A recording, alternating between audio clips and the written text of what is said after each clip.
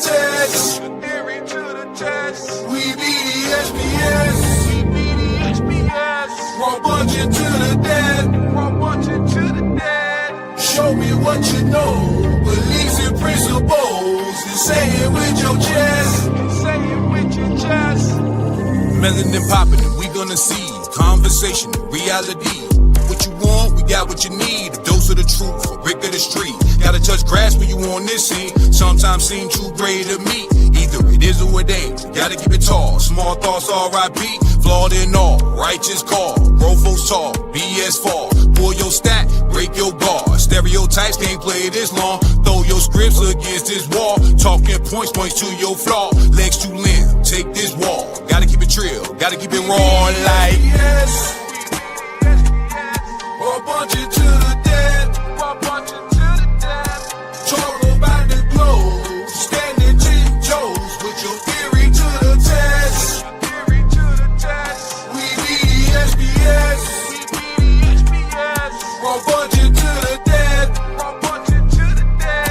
Show me what you know. Beliefs and principles. And say it with your chest. Too extreme to ever be.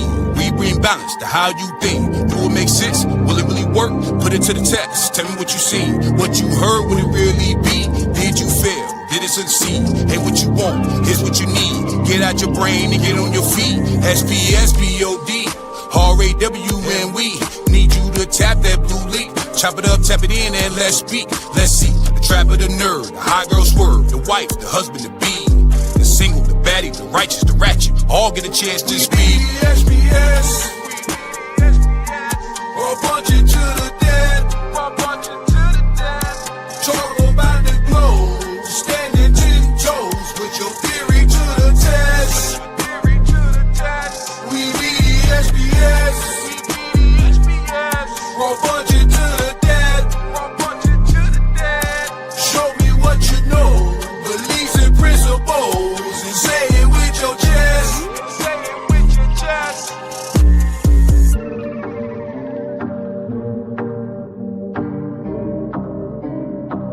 Check. Check.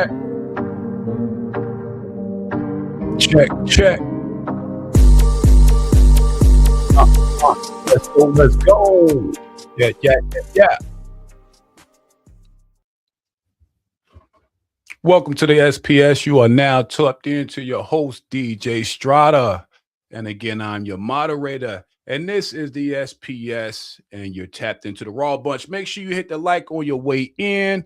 Check the comments. I have dropped the StreamYard link.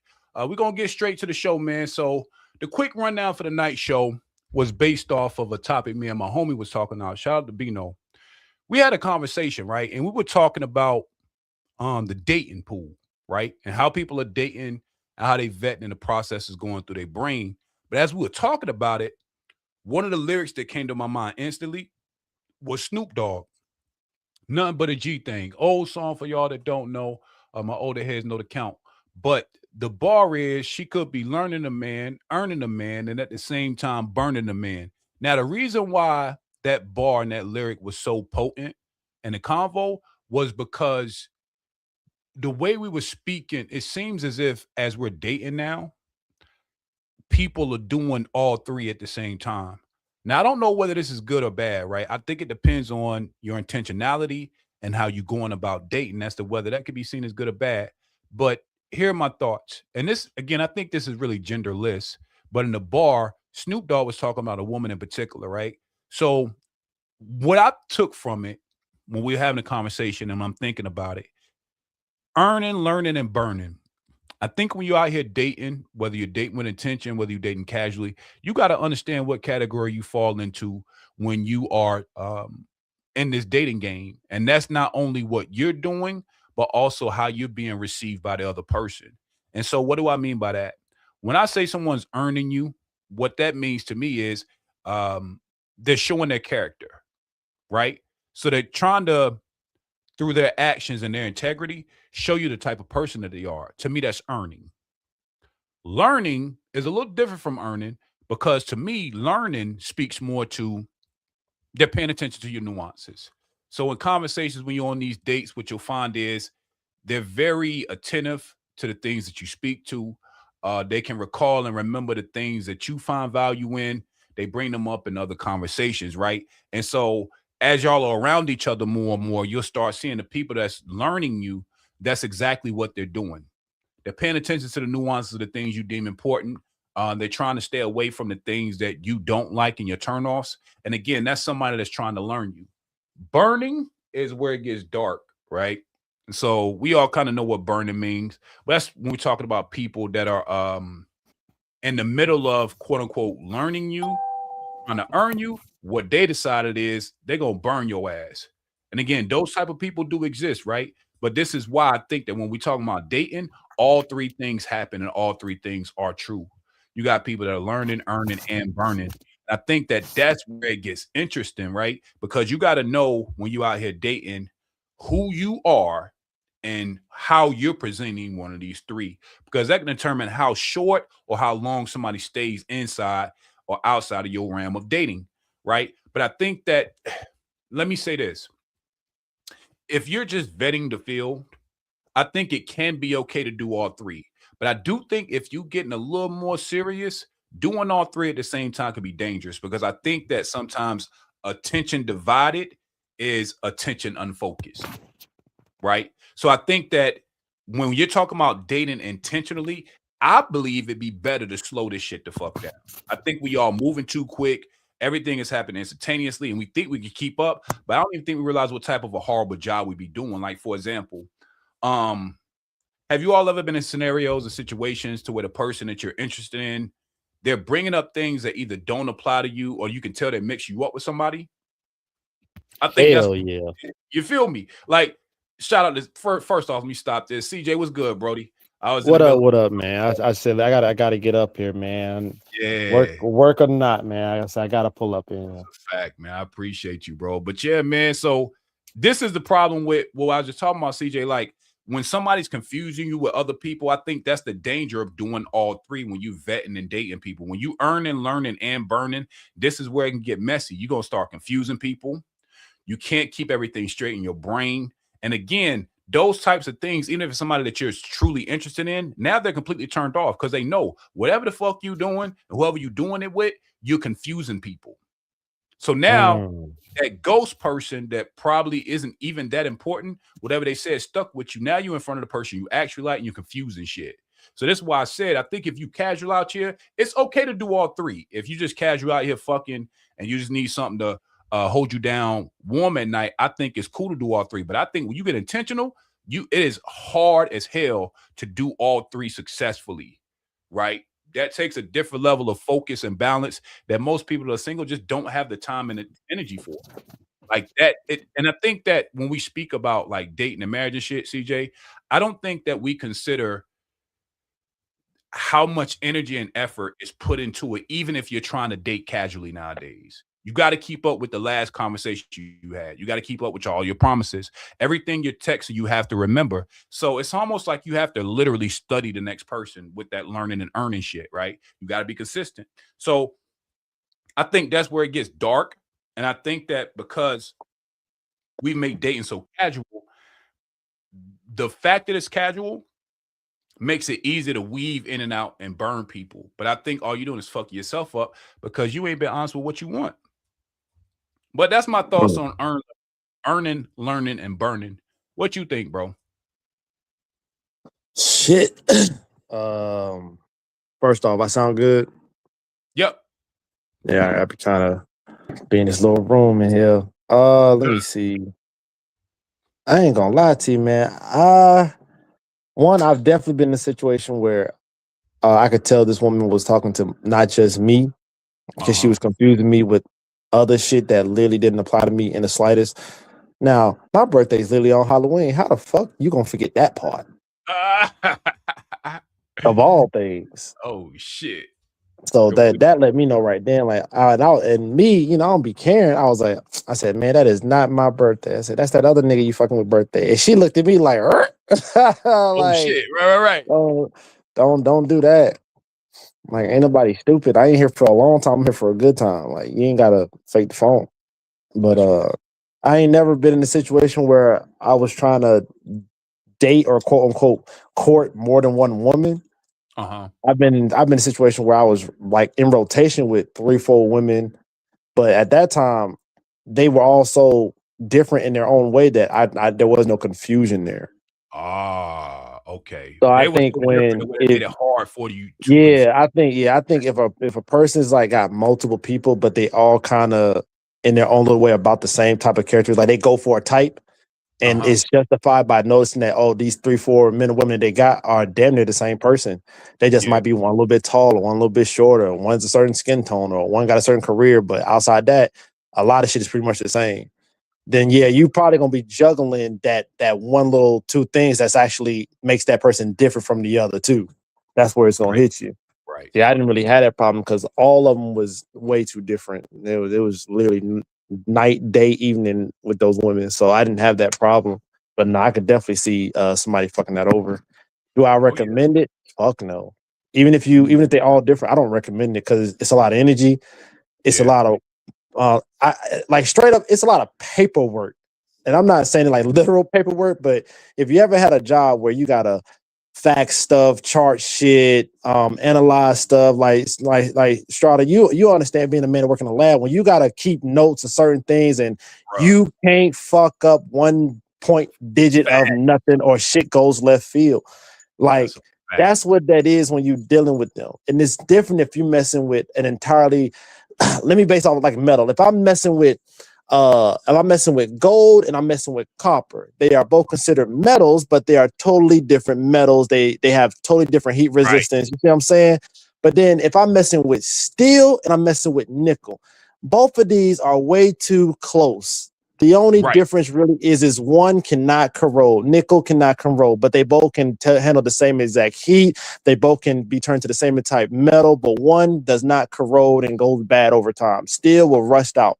Nickel can't. You see what I'm saying? That makes sense. So it's like if motherfuckers is just too close as far as characteristics, like all the boxes are checked in the same exact area, yeah, you're gonna trip. You're gonna trip in that one little area that's different. And it's gonna make you look stupid. I don't recommend doing it because if you really want all that brain power that you really putting into keeping up with all that, you could have put all that into one person. That's a fucking bar, bro. And I think that's the part that makes this super, super tough for people to get into and to understand in a real way. Give me an example of Earnin, Learnin, Burnin for you. I'm gonna be right back. I'm gonna go check on something real quick, but give me an example of what you think Earnin, Learnin, and Burnin looks like. Okay, let me start off. Let me say she could be learning a man, burning a man, and same time earning a man. Okay, so for me, I'm big on learning anybody. If they within my circle, within my proximity, I try my best to not just learn their like they life, they name, their favorite color, but also mannerisms, characteristics, like certain things that get said or done, they face move a certain way. They walk a certain way. Like it's just characteristics that make them who they are, not just the words that come out their mouth. Because people could lie to you a bunch, but muscle memory, body language, a lot of those things is extremely hard to cover that stuff and hide that. So you damn near gotta train yourself to fake all that stuff. That's most people can't do that. Hell yeah, there's actors that can fuck that up. When it comes to earning a man, like I don't know if that means like earning a person, like earning the right to be around that person. Yeah, I don't think I ever try to do that. Yeah. Like that's what it means. Like you basically trying to earn the right to get them in your, like you want something from them or you trying to pursue them. All right. So me personally, I don't do that. Okay. That's we've been here long enough to know that I don't shoot my shot at nobody. I don't do the flirting thing. How I talk to y'all is how I damn near talk to any human being in the world, minus my daughter. We already know that. So it's like there is no I'm going out my way to try to gain something from you or earn something. I'm trying to make you my. I don't do none of that. We just gonna talk. We're gonna chill. We're gonna get to know each other like normal human beings. Because once you start doing those little extra steps, in reality, a lot of motherfuckers do that shit and that's not really who you are. That's not something that you would do on a regular. Oh, first day, I'm taking you to what's one of the fancy bougie over the top restaurants everybody talk about? Steak 48. Yeah. I'm gonna take you to Steak 48. Nigga ain't been there a day in his life. but you trying to earn this one. You trying to get her in your good grace or some shit. Like you trying to put her in the circle or something, and you gonna do all this extra shit. Why? You gonna do that shit in a month from now, 90 days, a year? No, that's not naturally who you are. So I'd rather be naturally. This is who I am. This is what I like to do, and this is how I carry myself in the earth. All right. Yeah. Do you like it or no? Like that's me. I don't like the whole fake shit. Now, this last part, you gotta explain this burning a man. Like what you mean by burning somebody? Like breaking up prematurely, y'all going from talking to cool to ghosting motherfuckers, playing them out pretty much, bro. Like it's one thing and then you burn them like it was that and then it ain't that no more, very abruptly. That's what I mean by burning. All right. So when I first be talking to somebody like socially, I'm so quick to tell them, just be you, lady. And I say that, and I only say that once I quickly realize how you were talking and carrying yourself on day 0 is not how you are on day 5. Because I pay attention to too much characteristics. Like, all right, I could tell right now this is probably who you actually are, and not who you was 5 days ago. Right. So I'm like, hey man, hey, and I'm so quick to like call shit as it is. So I'm like, hey man, just be you, man. Just talk to me as if I've been your day 1 friend or some shit. Like I'm like you know me forever, even though you don't even know my favorite color. Like, just talk to me like a normal motherfucker. Because the moment you start talking different or moving different, and then the shit shift, to me, I gotta justify like, all right, the part that made me like you, I've officially confirmed that's not even who you really are. So I've been liking something that's not who you are, and now I'm seeing who you really are. I don't like this because this is who you really are. And depending on how fast I find that out, determines how fast I motherfucking ghost your ass. That makes sense. You see what I'm saying? Like I've met a girl where the person that she was when I met her and the person who she was later on, I actually was okay with both. And it was only slightly different.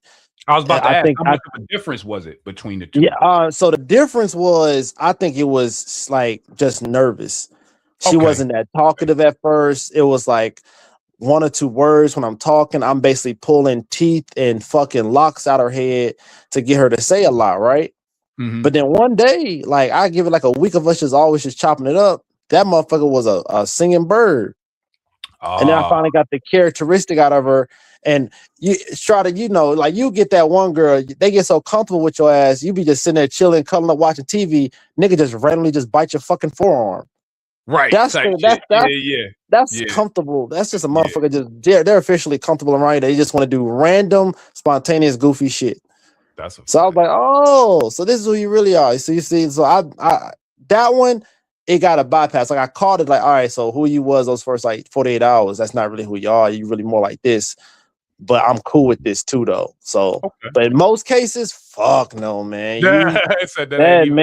They be one way, and then before you know it, you find out that they acted like that just to get you. Now that they got you, they show you who they really are, and I don't like it. That's a bar, man. Let's get into this first part of the lyric breakdown. That's what we're gonna start with first. So tonight, bro, we're gonna go through the lyric breakdown. We're gonna get the money and leverage, learning your partner, burn the boundaries, and we're gonna end with some accountability. So let's get into the first part of this bar, which is earning. So I got a video I'm gonna play about earning a man and what that looks like to me, right? So let's watch this video, bro, and we'll get our takes on what you think about it. Let's get to it. Told me not to make his lunch. Oh, okay. They told me not to fold his laundry. They told me not to pay for dates. Okay. Take me through there. Take me through there. What you talking about? Pack that nigga lunch. Okay, so the premise behind that was, sure they had just got proposed to or whatever, and she was flexible, right? And so her whole thing is everything y'all told me not to do, quote unquote. Now I'm assuming she's talking about the internet. She did all those things and got what she was looking for, right? So to me, that's the epitome of earning, right? What did you think about the video? Oh, all right. So boom. Short story in there. I saw that video like when it first like dropped. I was one of the first motherfuckers that commented on it when it first dropped on TikTok, when it like first went viral. And then I started investigating. I went to the lady actual page, like they got their own page together. That video came out probably like right after COVID, like when COVID was kind of dying out when that shit first happened. But she did a part 2 of that video where she explained what the video was. It was her friends. Her friends, her homegirls was the ones that was basically like, yo, you need to leave that man alone. You need to, why he always like, it was basically like them like, hang out with us, girl. And she like, nah, I gotta go do this for my man. Or I gotta make lunch for my man. Like he can't make his own lunch. Like she had a whole video explaining what that shit was. It was basically her saying those friends that was her so-called friends that ain't her friends no more. They were the ones that was basically telling her, don't make his lunch, don't fold his laundry. One time, like it was like one of her closest friends from childhood when she came over and she was like folding her man's clothes. She made her told her like, stop doing that, girl. Let's go get mimosas. And she was like, yeah, after I finished doing laundry. And she was like, girl, he could do that. He could fold his own clothes. He a grown ass man. And she was like, yeah, but he's my man. You see what I'm saying? So it's like it was a circle full of dumb crabs in a bucket type bitches that was basically trying to knock her off her shit. And it was like, yeah, you ain't supposed to do that shit unless you're a wife. And at that time, she wasn't, but they were living together. They also were both military. I don't know if they are now, but at that time, they were both Air Force people. They're both Air Force.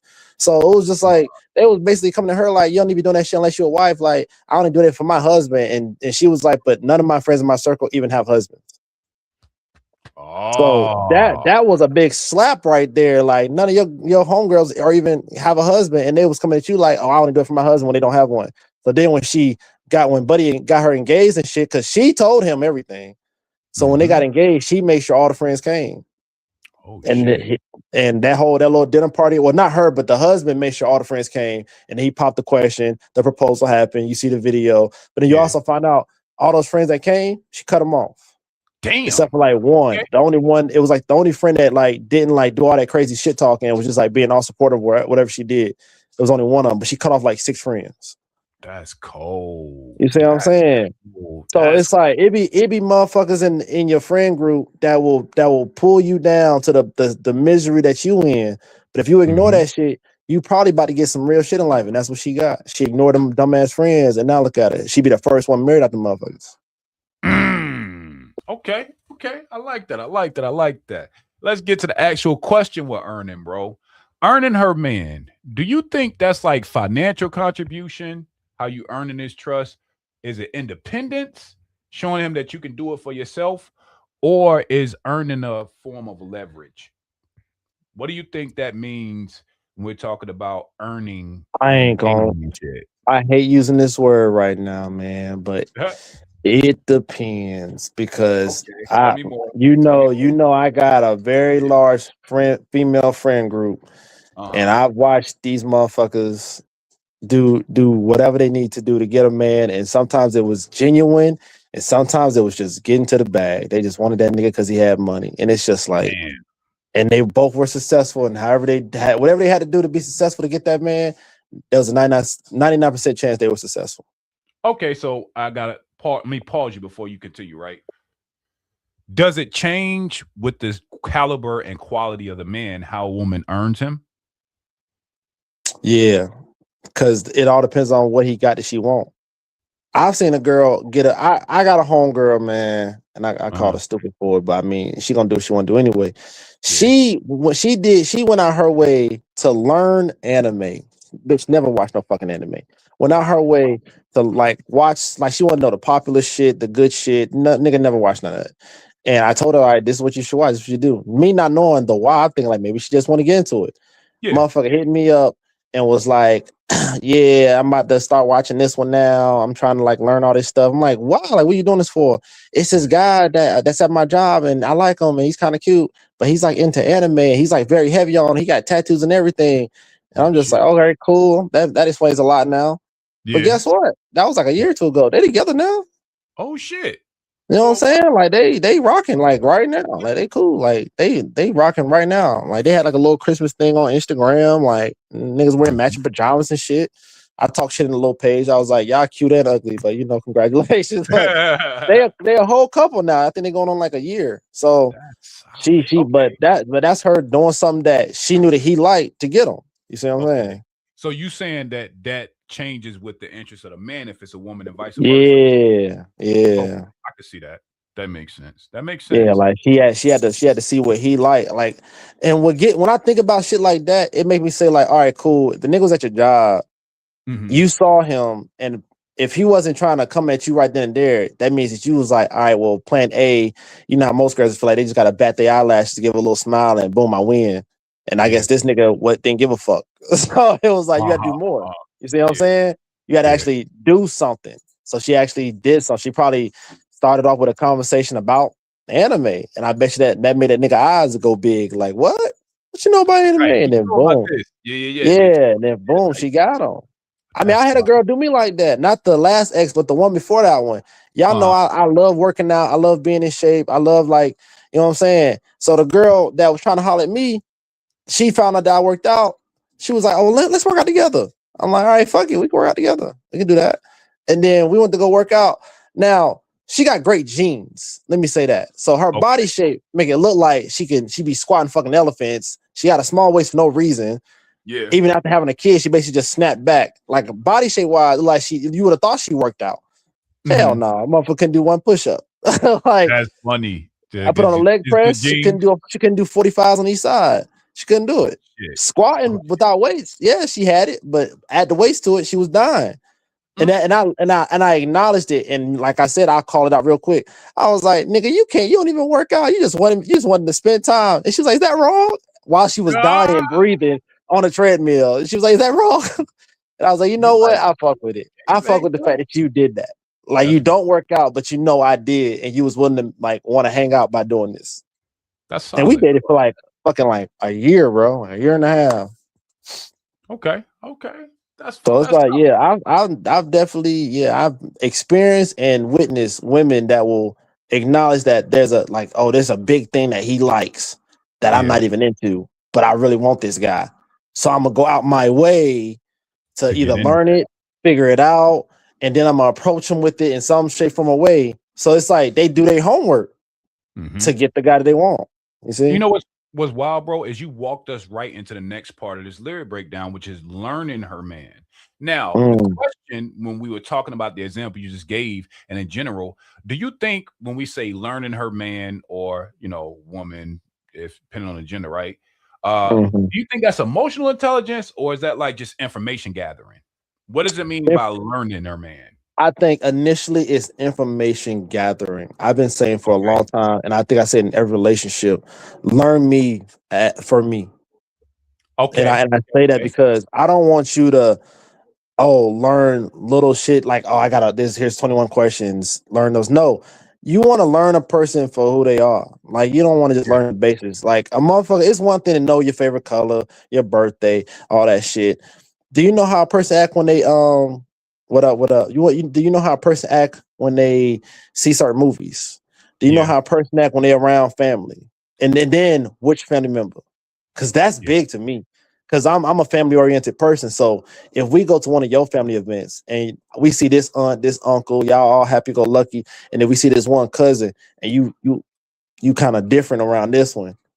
Now I want to know, like, what's up with that? Like, I got to keep my distance from him too. Like, is that a problem? Is it gonna be an issue later? You see what I'm saying? I want to learn you for you. I want to know that when your allergies fuck up, it's not just you got a runny nose or some shit. You a big ass fucking baby when your allergies is fucked up. So now I know, her allergies fucked up. I gotta get this. I gotta get that. I gotta this. Oh, it's that time of the month.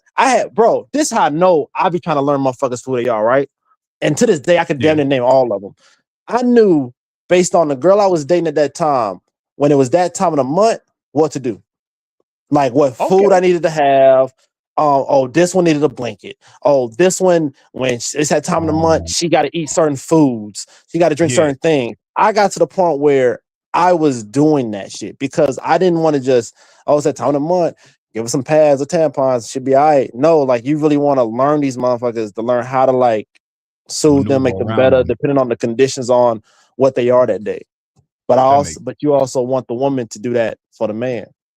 You know what, bro? And I'm gonna speak to that was an excellent breakdown, bro, of the information gathering. And I like how you applied what it is you were learning. I'm gonna speak to the emotional intelligence part of it. I think that what we confuse as emotional intelligence is when most people say emotional intelligence, bro, I think that they're talking about they're looking for someone to mirror their emotions. I think Yeah. when we're talking about emotional intelligence with learning your person, to me, what that shit means, bro, is knowing their emotional baseline. Let's start there, right? Know the temperament of the person you with. How are they normally? You see what I'm saying? Like, what's their normal temperament? Are they upbeat? Are they a little more mellow?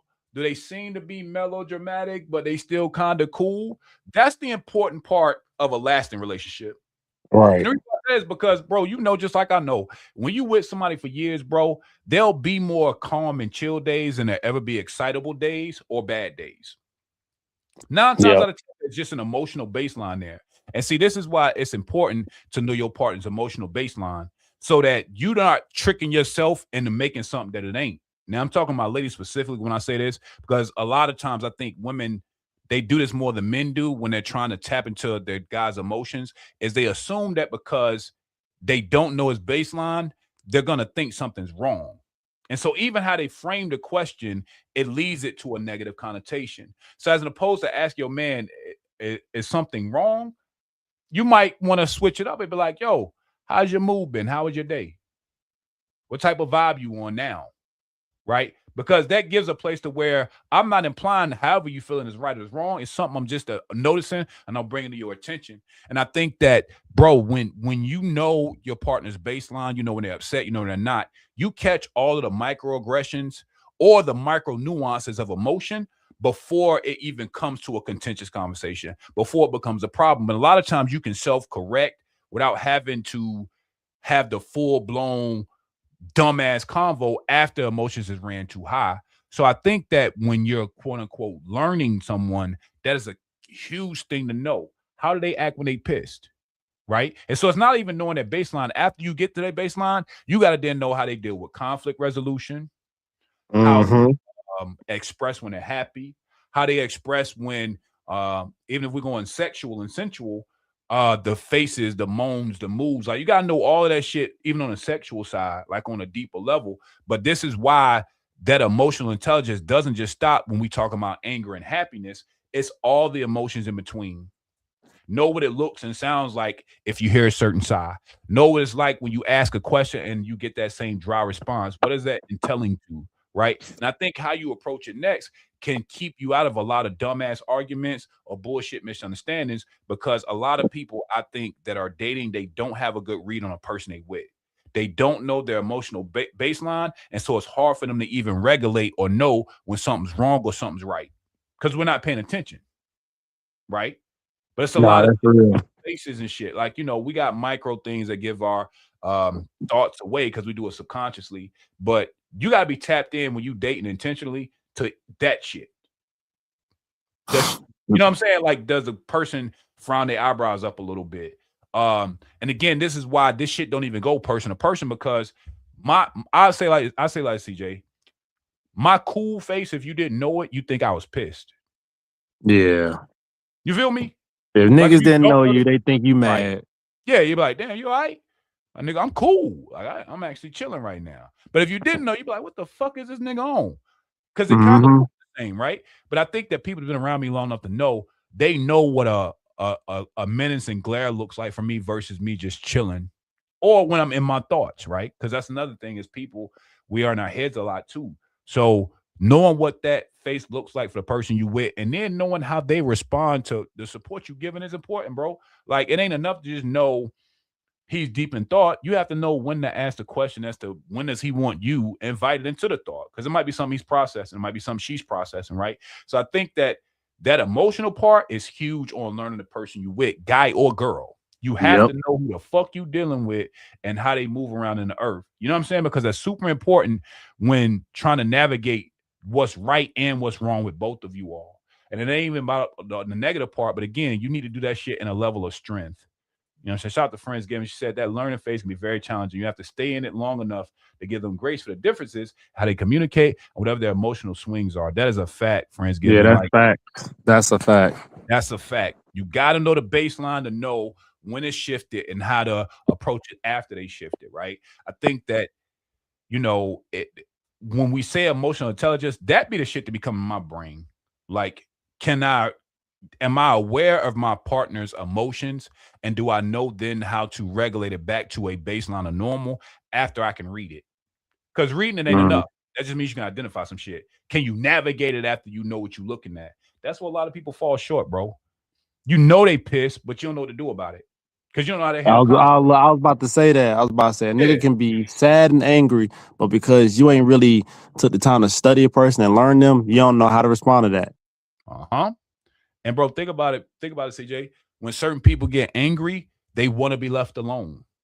And see, this is where it get difficult because if you with somebody that you call a partner, y'all laying together, doing life together, shit, and they want to be left alone, that's one of the toughest things for you to do as somebody in a relationship is to know that, yo, I really love the person I'm with, but I also know that in these moments they want to be left the fuck alone and just doing that part. I'm here if you need me. And walking out the room and knowing that in your relationship, that's the best course of action. Now, this shit ain't transferable. Don't try that shit in your next relationship if the person you with afterwards, when they get mad, they want you to, hey, what's wrong? They want to be baby. You better know that shit too. I ain't saying it's good or bad. I'm just saying people really do emote differently, right? And you have to be aware of these nuances so that you're not thinking it's a one size fit all because it ain't.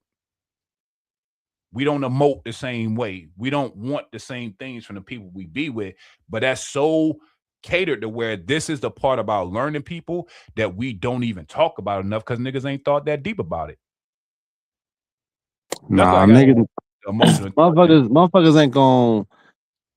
Everybody at the end of the day, the average human being is just low-key selfish, right? So you gotta want to get past that mentality of being selfish and actually want to learn the person that you with. Otherwise, you really just gonna be this person that's like, man, why you mad for? What you don't need to be mad for? What the fuck you mad? And they're you getting angry because they angry instead of taking time to realize why they're angry. And if you really paid attention to them from the beginning, you probably actually already know for the most part why they're angry. That's a fact. To know how to handle it or how to approach them being angry or them being sad or whatever the case is. But most people ain't got that mentality. That's the bar, bro. And I think that that's what makes it so fucking tough when you going from being self-centered and selfish while dating and you were getting some results. When you shifting into this different mind of this intentional shit, it's going to be hard to let that one die, but it's got to. Because like I said, selfish, I don't give a fuck. It's easy to do when you really don't care, but it's tough to navigate with somebody that cares about you, right? So it gets a little difficult, man. I like it, bro. We rocking and rolling, man. I think this is gonna be real concise, man. Let's keep it rolling, man. Let's get to the third part of this lyric here, man. Let's talk about the burning a man, right? So I got another video I want to play, bro, and get your thoughts on it. Trying to get the right video layout first, man. That's definitely not it. Give me 1 second, bro. I'll edit it later. But I'm about to bring this up, bro, and then we'll get the reaction to it. All right. Again in 2019, it revealed there was a study done in the UK. I believe it was in 2014, and then it was done again in 2019. It revealed that over 50% of women have a backup plan while still in committed relationships. This means that they have a plan B in case their current relationship fails. Women initiate 70% of the divorces in America. When it comes to college educated women, this number jumps up to 90%.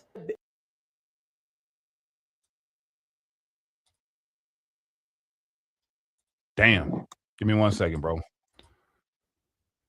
I'm gonna bring you back up. This shit is cold. That was kind of cold, right? But we gonna get into it, man. Give me a second. All right, bro. Boy, I ain't shocked by that. Okay. Why not? I ain't shocked by that at all.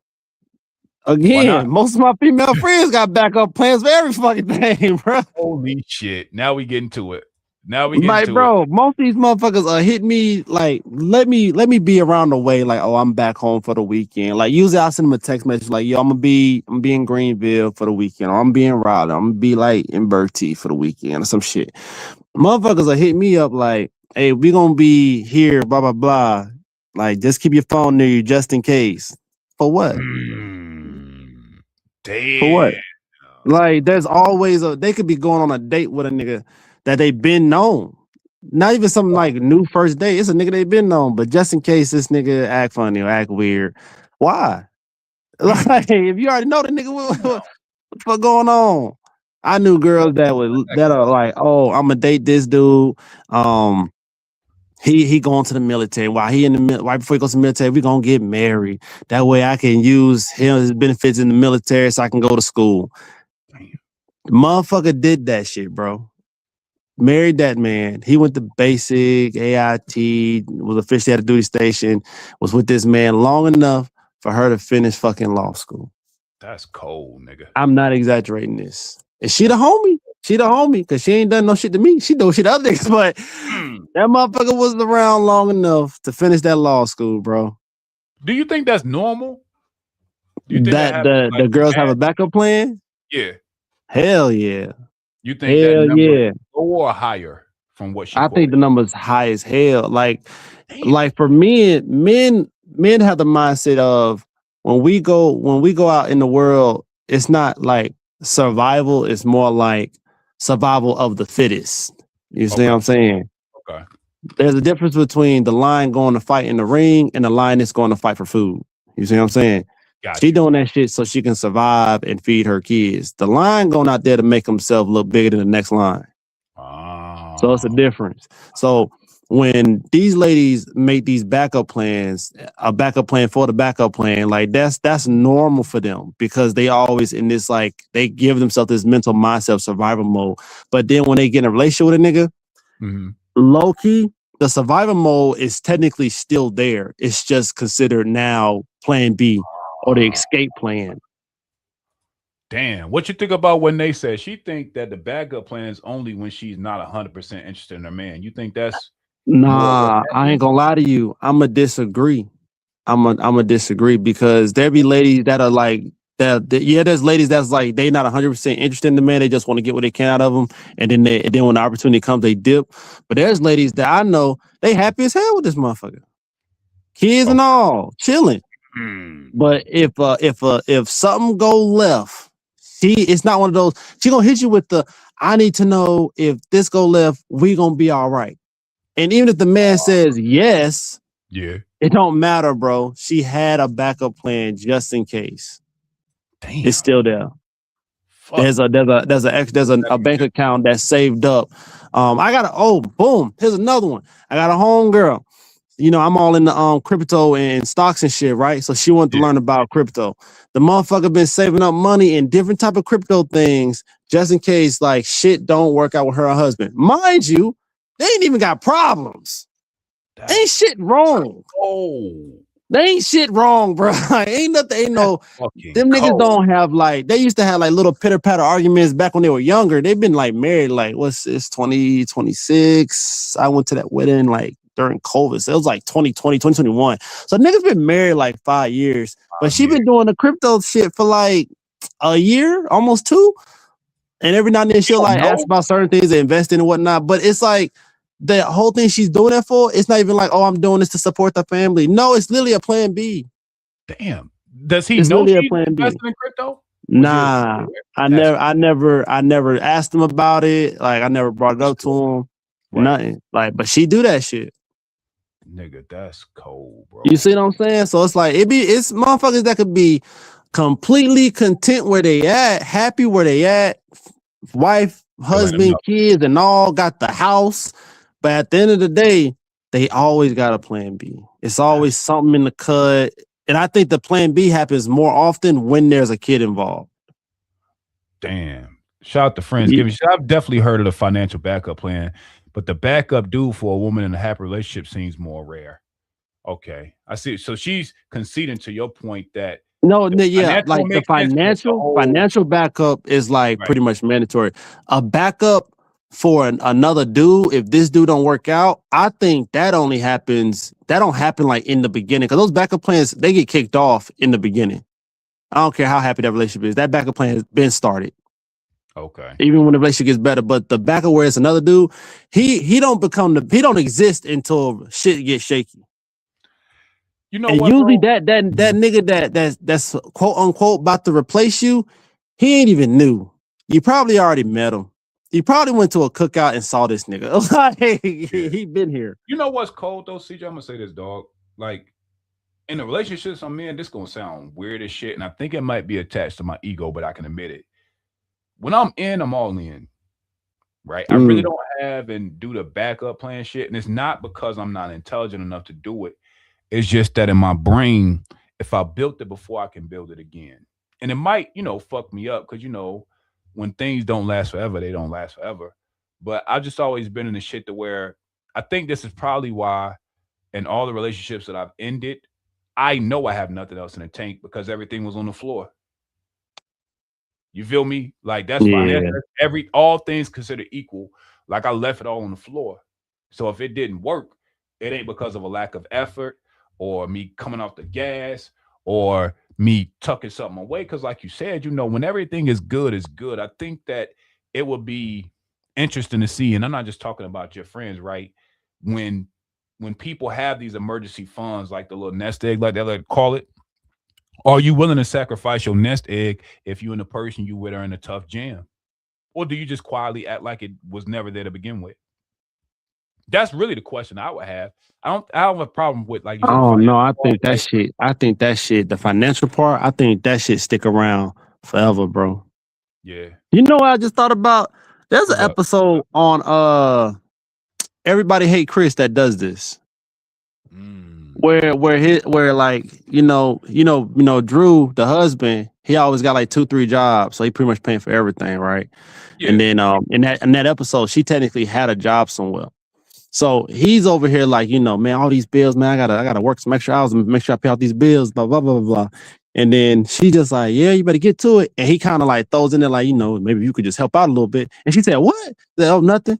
So then at one point in the episode, he like looking for something like something, I forgot what it was he was looking for. And then he in a shoebox, there was a jar in the closet full of money. Mm. And she just like, and he finds, he's like, man, what is this? All this money? He's telling me something. That's my emergency funds. Emergency funds? Well, I'm over here paying all these bills. What you got emergency funds for? Say, Yeah. just in case. Just in case what? Just in case. So That I nigga said, like "Just in we case." in there talking about this, and I've got so many female friends I know that have done like financial backups. They literally put that shit in a show. Mm. So it's not just something that we just talking about. It got displayed in a show that, yes. And mind you, and everybody here, Chris, they a married couple with Yeah. kids. That, So you it's know just what, like, it's bro? interesting. Fuck, I'm gonna keep it real, man. Like, I don't know if I'm a fan of that way of doing things, but maybe this might be a preference combo. So I'm not here to convince No, I don't anybody like the plan. I otherwise. don't like the plan B, the backup shit. I don't like Yeah. that. I think that, like back to my point, Friendsgiving, this is why, like you said, I think that this might just be a preference thing.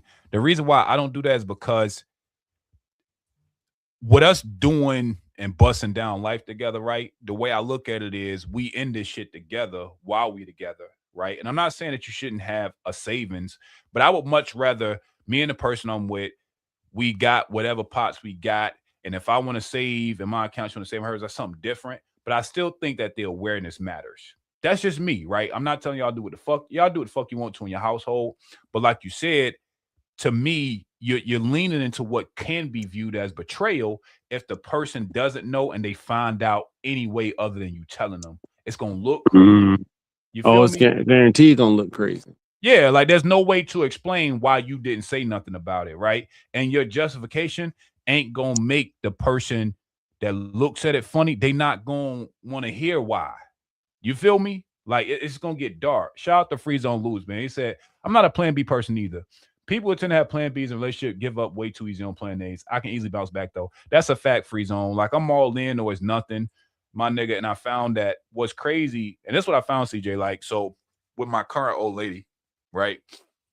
There are things I'm better at financially than she is. She's real good at like the particulars. So her strength is planning and finding the more streamlined way to do it and getting itinerary shit right. I'm more of the bigger picture, let's invest in this, let's move this over to here. So, you know what I'm saying? Like, but it works in concert because of the transparency, right? So that's why Right. it works for us, is because we know what we all good at and we play to that, but it's all in type shit. You know what I'm saying? And I think that now here's where it get funny. And I think this is what most people will probably get off my train of thought, which would be if it ever goes to shit, we'll just bust everything down in half and and we'll just, you know what I'm saying, chuck it if it comes to that, right? And I think that's how I've always done all my relationships. Like whatever is, I'll go build it. So I'm cool type shit. And again, that's why I said, bro, if I'm being honest, this might be tied to ego, but I will say I've never left a relationship with the lingering thought of I could have did more, or if I would have just dipped in here, we could have stopped that financial bleeding. Like I've never been that type of person. So when I'm done, I'm truly done because I ain't done nothing other than went all in, right? So I don't know if that's the right way to be, the wrong way to be, bro. I'm still trying to figure it out for myself, but it works. Let me get my camera to stop following my face. I don't like it. But anyway, yeah, bro, you know what I'm saying? So it's like I'm kind of like that, but I can see, I understand the hesitancy, and I do think there's a time to be that way, right? But I also think that you can be that and still be transparent. I think that's the more take-home point that I have for that, which is it is cool for you to have your own, right? But I think that if what you're doing is above board, you can also tell the person that you have your own, and it shouldn't be an issue. That's kind of where I land with it, right? You got your own little investment account, you got your own savings account, you got your own. That's cool. Nobody's saying you can't do it. It becomes a problem when you're trying to hide it. That's when I think it's an issue. Because the hiding part. Yeah, it's the hiding part that's wrong. It's not the act of protecting yourself. I can totally get behind anybody doing that. I would never tell people not to. But it's the hiding, it's the secrecy, where especially to some of your examples, CJ, when we already said our due. Like this shit's supposed to be forever. What you hiding for? Backup plan for what? Yeah, because then it's gonna trickle. You know what's gonna happen? It's gonna trickle down to like, if you hiding this, what else you hiding? What else you hiding? Yep. You open up that questions that never have answers and don't have an end to them. That's where it get dark, bro. And don't let it be during a time when it won't nothing bad going on. Everything good. Why you doing that? Oh my God, boy, that'll piss on anybody parade, man. Nigga, that boy, you don't want a nigga like me to get pissed off something like that. Yeah, because you done took something that was supposed to be cool. Like, hold on, what the fuck? And now again, your brain just gonna keep going down a rabbit hole of more of what else could it be? Now I gotta check shit I wasn't checking before. And again, I think that what makes it unfair to me, bro, in totality, when you're not being transparent, is you ain't even gave the other person a chance to even do what you doing. That's what's cold, right? So let's say we in a relationship, right? Pause. Like I'm in a relationship with a girl. Or let's say, CJ, you in a relationship. You're paying 100% of the bills, all of your salary, your hustles, all the things you're doing is going towards maintaining you and this girl. And you found out that she quietly found a way to save 50 bands. Now her saving the issue. It's the fact that if she decide, fuck you, CJ, I'm out, you are going back to zero and she not. That's the part to me that fucked up. Versus while she was making, again, to your point, let's say, and I don't want to, because I don't know who you're talking about, and I don't even want you to give names. I know you don't do that anyway, but to keep it up right? Let's say in the example of the married couple you were talking about, imagine how different it would be had she told her husband, I found a good investment. You should put some of your money there too. Oh, it'd be a big difference. You see what I'm saying? Because I'm about to say, as far as I know, he don't know shit about that, about the crypto and stock shit. I don't think he know nothing about that. It's like, my nigga, if we in this shit together, even if I can't cover it all, I still need to know where all the money's going to, what's accounted for at all times, because that clears up a lot of shit. But like you said, if you don't know, you can't be held accountable. And I think that's why a lot of people are kind of tongue-in-cheek, close to the chest when it comes to this paper, because you can justify all the bullshit you're doing. If we're being honest, CJ, most of us live outside of our means to begin with. And there's a level of transparency there. Now you got to be accountable for all your bullshit habits, all the things that you know are money pits that you become comfortable with. Right? Now you got to answer for that. And that's why most people will say, keep your nest egg, or don't get my finance, I'm getting yours, is because it's not that it's so invasive. It's just that now you have to be held accountable, because them numbers, they don't tell the intention. The numbers are just the numbers. Right? No, that's real. Because if we both working and you got a decent paying job, I got a decent paying job, but I know I make more than you and I'm paying all the bills, but I'm also paying for this, that, the third, blah, blah, blah. It's like, yeah, what the fuck is you paying for? Where your dollar going? Like, And again, nah, bro, like CJ, imagine if again, I know you to be fiscally sound, bro. Now, I wouldn't call you frugal, right? I just think you're a fiscally sound dude. Imagine if the girl you're dating or with take her and make her not your girlfriend, but if she came to you as a friend with financial advice, imagine how you could turn her life up by just looking at, yo, shorty, just send me your pay periods and send me a list of your bills and how you allocate your money. Because I know you good with money, you could literally turn her up if she wasn't your old lady, right? oh, see, I've done that before. But and again, so Pete, how you can fix what you don't know? You can't fix what you don't know, right? That's and so right. it might, you feel me? And so it might be some shit that was like, shorty, what you doing ain't even crazy, but let me show you how you can save $1 here. Let's cut that out of the way because I found something else. Or you like going here, I can find that a little cheaper. Or I got a plug on that. And so I think that that's where this transparency shit gets real. But in my brain, when we talk about relationships, bro, I think that on the financial side and every other side, when you start leaning into transparency, it really starts feeling like a team. And I say feel on purpose. Yeah. No, Now I we get really that. into this shit. You feel me? Like, ain't no secrets. It ain't no, I gotta hide to go buy that piece of chocolate or that expensive ass ice cream when I go to the grocery store, or my weekly guilty pleasure insert guy girl thing that they fuck with, right? That shit goes out of the window because now it ain't a secret no more. Don't be embarrassed about it. Let's find a way to make up for the difference, right? You know what? But you know what is interesting to me when it comes to stuff like this is that what if you with this man, right? Y'all together, y'all locked in, especially the ones that's like married with kids. Why is there something in your brain still telling you to have a This ain't gonna plan work. B that does not involve the very person you sleeping with?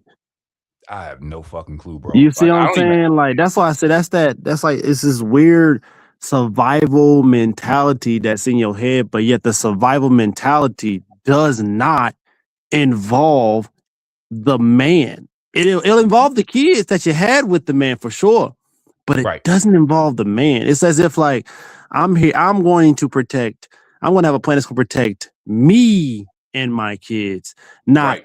going to protect my family as a whole.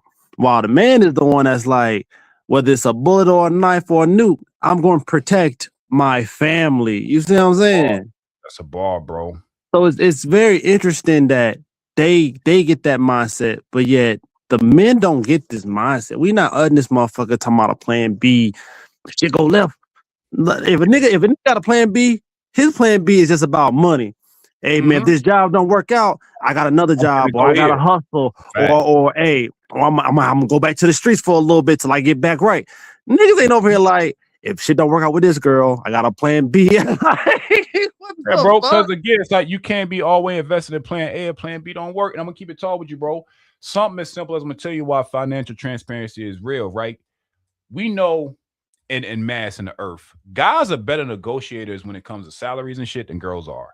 Why? Because we know this offer has nothing to do with you want me to work at your company. And I'm gonna tell you how real this shit is, bro. Most of the women I've been with, when they are in the processes of changing jobs or getting more, I'm the nigga that's going to write the counter letter once they told you what they're going to offer you. I'm going to ask for at least 10 to 15% more because I know they got in the budget and they're trying to underpay you. And I'm going to find reason to justify it. And I'm going to make you send a letter. Why? Because the worst they can do is say, this is the highest we can go. But what you find is when you start moving like that in the earth and you can empower the woman you with to turn up if she's going to go to work anyway, you'll find that there has to be a level of transparency for me to even know how to negotiate. Because, for example, when most people, I'm going to say people, but I really mean women, I'm going to be honest with you, right? When most women find a job they like and they interview for it, they're excited because they want to work there. They've heard something good about the company, they like the vibe, whatever. Niggas are looking at when you bring it to them, oh, that's a dope job. How much is the salary range? That's our first question. How much you getting paid? No, but I really like it, but is it paid underneath the market value of your position and the job you do? So this is another jewel That's a sidebar, but it does help. If your ass is on a job interview and you ain't looked at your position relative to the state you live in, right? Now you can go to glassdoor.com. There's a lot of websites that do this to where Yep. Glassdoor and ZipRecruiter, right? they'll tell you. ZipRecruiter, they'll tell you at your position in this state, this is the average pay, this is the range, this the high end of the range, low end of the range. Now I gotta leverage what do you know, how much experience you just bring in this job, and then you start negotiating from there. But if you don't know this shit, you'll be stuck somewhere making 30, 40 grand less because you didn't even know to ask, not knowing that they've been had the paper. Because people forget it's not the manager's job to pay you your value. It's their job to save their company money while bringing on and recruiting the biggest assets. They don't get a pat on the head for overpaying a nigga for what they did to the cold crush. That's not how it works. So if I can get you quality worker at 20,000 less, then my company, I'm the man. I'm the hiring. Like, you know what I'm saying? And that's what hiring managers go through all the time is I gotta get the best quality candidate at the lowest price. So we come in, when you hiring, you coming in at the low end of the budget because that's going to say the company bottom line dollar. And they know that, hey, I got another 40 in the tuck. Back to this whole principle of keeping money to the side. Your companies do the same thing to you. They'll love you during an interview. Oh, this is great. We can't wait for you to start. When can you start? Okay, well, that's how much we got for you. And they're going to get real quiet because they know, nigga, it's more in the tuck, but if you don't ask about it, you won't know. But this is about accountability and transparency. And this is why I said, as your man, I can't even help you negotiate higher if I don't know where your salary's at. I can't get you to ask for 20 or 30 when I don't know what they're offering you. I don't know whether it's a good or a bad offer. But this is how I'm saying the brains of both men and women, this is the beautiful part of knowing how to make those two thoughts work in concert of each other. And when I know your financial goals, I might have a vehicle, you might have the vehicle that can move this shit further and faster. But if we're not on the same page, we're working against each other while being on the same team. That shit makes no sense. And I don't ever know a team to where, and there's some real shit, CJ, I'm gonna stop talking. Any Super Bowl team, any team that's ever hoisted the basketball trophy, you can't tell me that the players walked out on that court or that field and didn't know the fucking game plan through and through. Oh, yeah. It's impossible. How the fuck? Everybody knew what to do, where to go, everything. Why do we treat money any different? Shit, weird, man. I don't know. It don't connect with a nigga like me, bro. It just don't. I'm like, how does that make any sense? That's just like I've always thought, and even my dad said it's weird, but it's just what people do. I always low key thought it was the whole when everybody working at the same place, it's always been taboo to tell other folks what you're making. Mm-hmm. Mm-hmm. And don't let you got the same exact job. Don't tell that motherfucker what you're making. He found out that you making more than him or vice versa. Mm-hmm. I was a motherfucker. A nigga asked me, what you making? This much. How you making this much? Nigga, I qualified for it. Yeah. I asked. Hey man. Man, I only make this much. That's crazy. How long you been here? Right. I hit you with that real quick, boy. How long you been here? I only been here this long. Shit, I've been there half as long. I just know what I'm 30 doing. grand on you just because I negotiate better. And that's what I'm saying. The world has always been made for sharks, my nigga. And if you're not a shark, but your nigga's a shark, you need to benefit from that shit. All that starts with transparency. I gotta know where you at and know where you're going, right? And I think that that's why I said I think that this advice is interchangeable, because as a dude, you might get with a woman. CJ's point, think about it. CJ got a girl that's cool with him that he can give crypto advice to. If you a guy, you even heard of that, it makes sense to listen to and understand completely who you dealing with. It's definitely insecurity, bro, for sure. Yeah. It's definitely insecurity, bro. But like you said, that shit be keeping us away from our own blessings, my niggas, because if you got somebody that's a little more savvy than you or some shit, it doesn't make sense for you to hide it from the very person you laying down with every day. How the fuck is it I can know every crevices of your body parts naked, but I don't know how much money you bringing into your account, our account, or post account? Like, that shit is crazy, bro. Nah, see what it is like what it is that people in their mind, people in their mind, they dictate what they consider what they dictate what needs what level of protection and security. if that makes sense. In the military, you got a security clearance, you got a top secret security clearance, and then you got what people don't know about. It's called the blacklist. And you call it the blacklist because there's different names for different people for that type of security clearance. But at the end of the day, they all fall under the blacklist. So you just call it that. And depending on what they do, determines what your specific security clearance actually is. So it's different levels. But at the end of the day, it's some level of security clearance that either you qualify or you don't qualify for this section of the of the world. So that's how it works. And guess what's got the lowest security clearance? What's that? Sex. Damn. Sex, bro. It's got the lowest one. That's a fact. It's got the lowest That's one. a fact, bro. And It's got the lowest one. And I think money has the highest. It has the highest. And then it's just like it has the highest, but it has a caveat. It's like, yeah, you can get this money, but you gotta do ABC 1, 2, 3 to get it. Or you gotta, it just depends on for that. When it's sex, it's got the low security clearance. A motherfucker could say, oh, they got to pay 2 bands for me. Shut up. Yeah. A nigga last week had a nice conversation with you and took you to Waffle House and blew your back out. Shut up. Yeah. You see what I'm saying? So it's like, it's got the low security clearance. It's so fucking cold, but so true, bro, because at the end of the day, man, I think that if nobody takes anything else from this show, right, because I think we've been dropping some jewels, right? Like, we've been really cooking, bro. I think I want us as a people to lean into financial transparency with the person you claim to love. That looks different based on how you had your shit set up. So I'm not telling you to do it like me or do it like the person online. I'm just saying at least make the person you love aware with how you're moving, because I can't grow what I don't know. I'm going to say it again.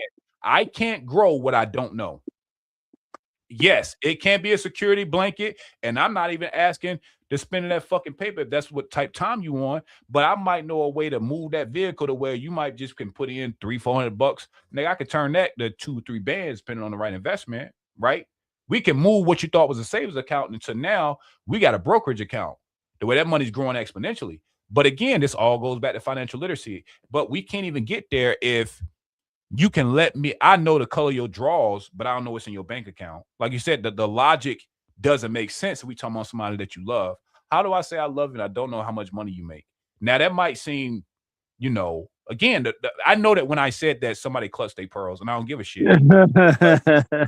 That's the truth. Like, how can I really love you and I don't know how valuable you are to this team? And your value isn't solely tied to money, but when we talk about finances, that's a key pivotal part. I don't care what you do with it, but the fact that we together and I don't know what the fuck is going on, that's a little cold to me, right? That's weird. A little weird, but like you said, people out here moving, man, and that's what we do here, bro, is we're going to keep giving y'all a more clear way to think about something and maybe more concise than what you thought you should be doing. Now let's get to the actual question at the bottom, bro. This has been dope, CJ. So the question I got, nigga, we ain't even touched the question. That's crazy. Yeah, like we just been cooking this shit, right? That shit fire. So my question, bro, is burning her man. Do you think that that's betrayal, an exit strategy, or a consequence? First and foremost, is an exit strategy. Okay. It's an exit strategy regardless of the other two. Now, what I will say is that a motherfucker have an exit strategy, and let's say she don't have a real excuse for it, she'll create one. She'll give some bullshit reason for why she left. Just like how a motherfucker she'll give a bullshit reason for why she cheated. You wasn't giving me any attention. So a nigga didn't look at you longer than 10 seconds. But another nigga looked at you for 5. And so you gave him some ass. All right, that's what we doing. So you see what I'm saying? So it's like they'll just find the excuse for the action and make it seem like it was your fault. But the main thing is it's an exit strategy regardless. The goal is to get out of there, but to get out of there with the most. What I went in with $5. I'm trying to go out with a Mercedes, a fucking French bulldog, and possibly the keys out that nigga pocket for that house. Getting out more than you put in. And you know what's cool? That might be why my brain is the way it is, because my brain, I want to leave out with half of whatever it is we built. And I'm okay with that. because Nigga, you know I nigga have get a to chainsaw. Get a chainsaw and cut the house in half, Strata. Yeah, you know what I mean? Like, but again, that might just be selling the bitch, or it might be, yo, let's keep this motherfucker in our name and rent it out to somebody. We cut half after we account for property taxes, maintenance, and upkeep. Let's split the rest in half type shit, right? That's where my brain goes. But I'm just one of those people to where you put in just as evenly as I did. So if this shit goes left, the better thing for us to do is cut this shit in half. No gain, no loss. You know, we cool type shit. You know what I mean? That's how I look at it. 06 of the bros. What's up, Sean? Scan, what's good, bro? Hey, what's good? What's going on? Cool. How you, man? I'm good. Perfect. What you think about the convo so far, man? I kind of missed the chunk. So Okay. Stay listening. Got you. For a moment. You catch the burning part we were talking about right then? Like, what do you... All right, let me ask you this, Scan. What do you think about financial transparency in a relationship? Let's start there. I'll say it like this. And this because we hear these conversations. I always got to beat them up first. Right. It starts with two real relationships, ones that plan on being something. Mm-hmm. The foundation is still two people liking each other and being on the same page. That's before anybody goes to bank accounts, W-2s and all that. Okay. But in the fictional world, these people are verifying W-2s on a coffee date and talking 50. Man, I ain't never showed no W-2s, 1099s, or work. And I'm older than y'all, I think.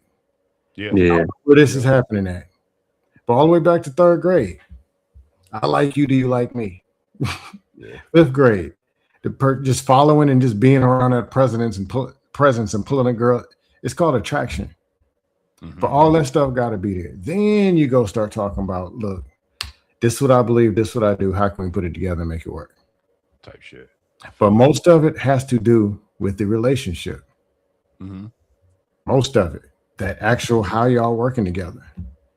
If her emotions all out of whack, what does she care about money? Like, they don't talk about retail therapy. They don't talk about depressed men don't want to go home, so you're in a strip club tricking off the rent. Or, I'm being extra, but it all ties in to where it's not, relationships are not auctions where all y'all do is sit down with a briefcase. She got the booty over there, you got a bucket for the cash over here, and y'all start arguing. Yeah, that ain't how that go. That ain't how that go. That's a fact, bro. And you know what? I think, Scam, like, you're definitely onto something, bro. I think that's the part where it gets tricky for most people, is that before you even get to the money, there's so many things wrong with how we doing this shit, that something as simple as me saying, now, okay, so here's what me and CJ was minding through right then. What do you think about this, bro? Mm-hmm.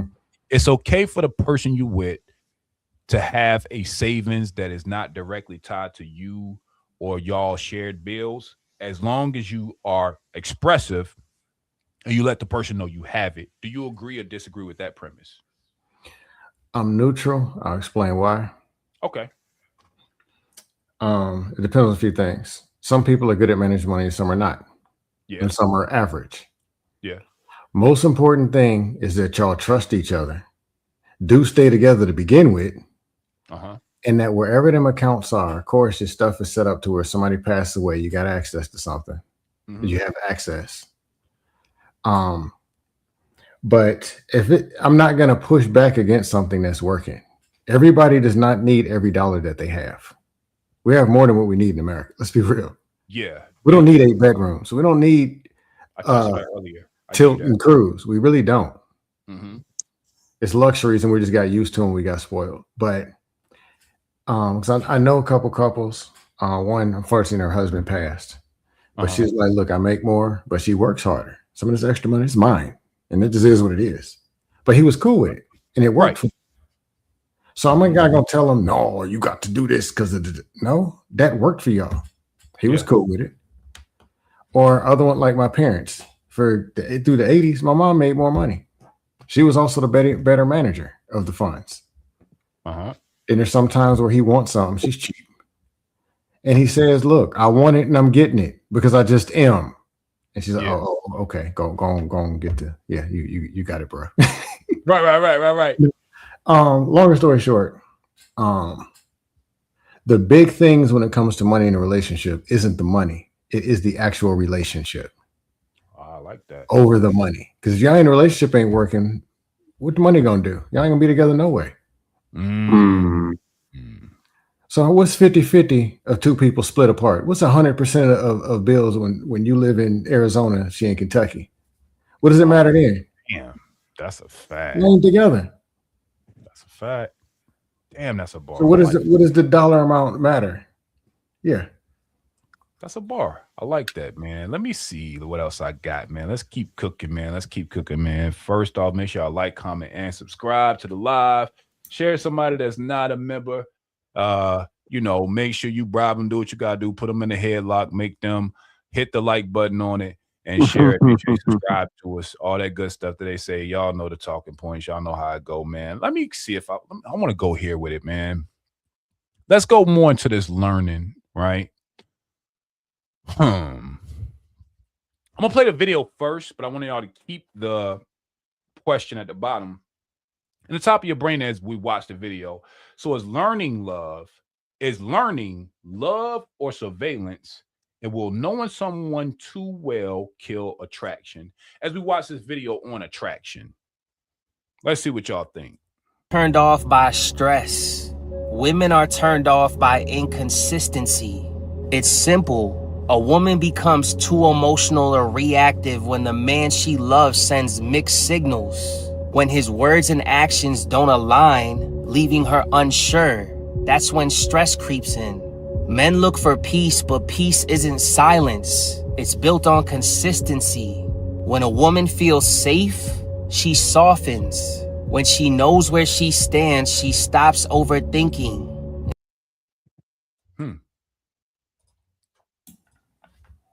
Fellas, what are your thoughts on that? Men desire, I think you said peace, and women are looking for consistency when we're talking about attraction. Y'all agree with the video? Y'all think he was off? I agree. It's not a all, but is a point, yes. Okay. Women seeking consistency comes a part of protection. Okay. Just like example, a natural reaction when it's a conflict or something shady, the woman to go run and get behind the guy, just like little kids do. Run to the nearest parent or nearest guardian and they get behind them. Grab your leg and get behind you. Yeah. When things are unstable, they don't know what they're getting behind. So they're thinking they got to do it. What are they getting behind? But just like in an earthquake, you grab hold on to something that's sturdy. Okay. Same way. I like it. That makes sense. So they're kind of counting on you that. Men with peace, we're not built for chaos. Chaos for us is time to fight somebody or time to flip over to, Yeah. Trying to get to it. So we can do that out there and we know what's coming. We're prepared for it. When we come home, it's time to relax from that. And we want the woman. I think the most important thing men look for in a woman is support over peace, but peace falls kind of under support. Peace is support. Support, like you holding that tree up, making sure, watering it, making sure it stays strong. Yo, pause right there, and I'm gonna get a mic right back to you, Scam. Cool. So when we're talking about in Discord, where they talk about a lot in terms of the value of cooking in a meal. And I had to kind of think about this and I had to put a spin on my brain. To your point of support, right? When you're with a woman that can support you, let's say in the way of sustenance, cooking, what she's really doing is I'm investing in you to go back in the world and do what you do with a newfound energy, with a new, you know what I'm saying? Like, it's almost like I'm making you anew from the world that tore you down. Now, the men does it in a similar way. It just shows up differently, right? So I think that to your point, and I'm going to give the mic back to you, Scam, is that investment is just as important as the money that we talking about in the beginning. Are you sending a person that you land next to out in the world better than they were when they left you? Are they leaving the door of the house and feeling recharged and refreshed because they were around you? Or are you adding to the drainage?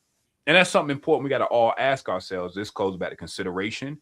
This goes to teamwork and all the shit that we love to talk about in intangible, weird ways. But I think that this is where it shows up the most. So I think that if you're a woman and you listen to this, or if you're in a gender war conversation and you see men that are shooting off at the shit about cooking, what they're truly saying is the way a man looks at a meal is, to your point, Scam, that's an investment. That's a level of support, watering the tree to grow up. And I think that if we can just change the way we have bastardized concepts, it'll be easier to accept, which makes them easier to implement. And I'll give it back to you, bro. But I did have to throw that in while it was on my brain. You got it, bro.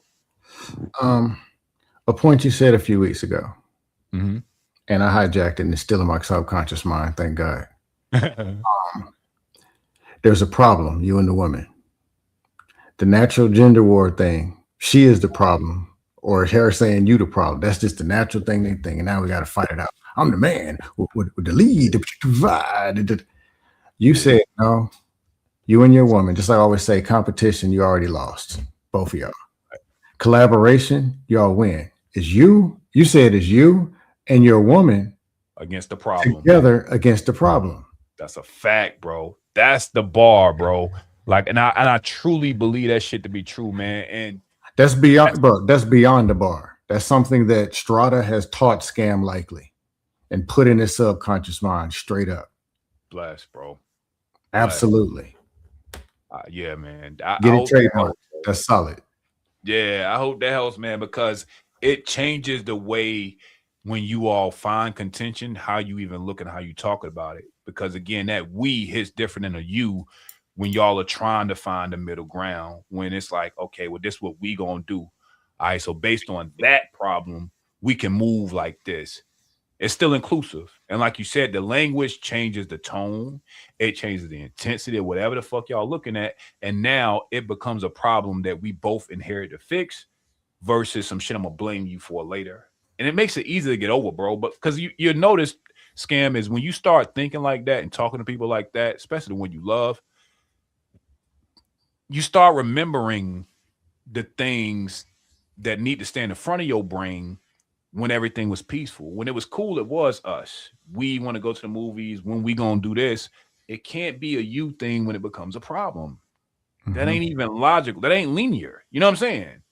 And I think that that's the part where you got to consider it that way, bro.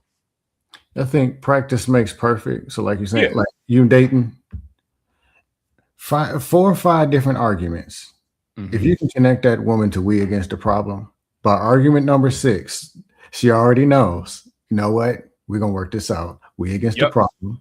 Okay. So now instead of 15 minutes arguing, it's 3 minutes and it's not even an argument. Like it's conditioning. Yep. We found another path forward, and that's all it is. We ain't even got anything to argue about. Because let's be real, all of us were taught wrong. Not taught or taught wrong. And it's in our subconscious mind is what comes out. Yep. Before we even think about it. Us and the women's, both. Everybody. Yeah, we got to own that shit, bro. I'm glad that, you know, that was something that made sense to you, bro. Like it's like you said, it's something you have to practice at, and it's easy to fall back into old tendencies and shit, but it's real, man. It's definitely real. CJ, what you think about the video, bro? My bad, man. Pardon. No, you good. To a degree, I agree with Buddy. But I don't know, man. How can I put this without, you know, nigga be trying to be PG every now and then, you know, I don't want to be complete asshole every day. I don't know, man. I just feel like at the end of the day, y'all, you got to just be completely open and honest with each other about lottie-dottie everything when you're in a relationship, man. The moment you start, if both people go into a relationship 100% in, this whole inconsistency thing wouldn't really happen. It's not gonna happen because you're both like all in. You're giving your full self to each other at all times, and most people don't do that. That's just the fuck up in and of itself. I agree that a man wants peace, but I also agree that that peace is more so in the form of somebody in your corner, like he said, supporting, like Scam said, like supporting. Like, so it's one thing where some people think of my piece as like, oh, she's not yelling and screaming and hollering. Well, that shit won't happen anyway if y'all already on the same page with most shit. Yeah. So it's different when a motherfucker don't yell and scream and holler, and then it's one that don't yell and scream and holler, but instead they talk and be your cheerleader in your corner. Yeah. They be supportive. If they are yelling, screaming, and hollering, they're yelling, screaming, and hollering because they're cheering for you. You see what I'm saying? Yeah. Okay. So it's different. It's different. You see what I'm saying? So I like that he said that the peace is more so support, not just not the chaos. Because nigga, there's peace in the center of a fucking hurricane and I have a storm, my nigga. But guess what's on the outside of that motherfucker? It's shredding everything. That's a fact. So yeah, I like that support part. I just feel like if you serious, you serious about like, hey, I really want this relationship, I really want to be all in on this, and most people ain't really on that mindset. I feel like people be bullshitting too much, or they join. I don't even want to say get into. They joined a relationship, but they already 1 foot out the door, or better yet, 1 foot never made it in. They just like let me see what's going on over here. Let me be nosy. Let me get this day pass at the gym real quick and see what it's like. Cause I don't know if I'm gonna stay. That's what that shit be. That's a fact. I like it. Hey, bro, I said that to somebody, man. I say, yo, I feel like when you're in a relationship, y'all should be like in competition with who can make the other person happier. Y'all gotta be like fucking each other's favorite fan, bro. Like if people had that mindset, where you just each other's favorite fan, or y'all always in competition on how can I make him happy? How can I make her happy? What can I do to make their day better? I don't care if it's a good day. I want to make it better. Okay. You see what I'm saying? If motherfuckers had that mindset, boy, it'd be a lot more relationships, but you know, that's a different universe somewhere. I feel it. Let's actually get to the question, Scam. My question to you, bro, is learning based on a lyric, is that love or surveillance? And will knowing someone too well kill the attraction that you have for them? It depends on the intentions. I gotta say it. Okay. Learning a woman, you're a good dude, she's a good woman, and you're learning her.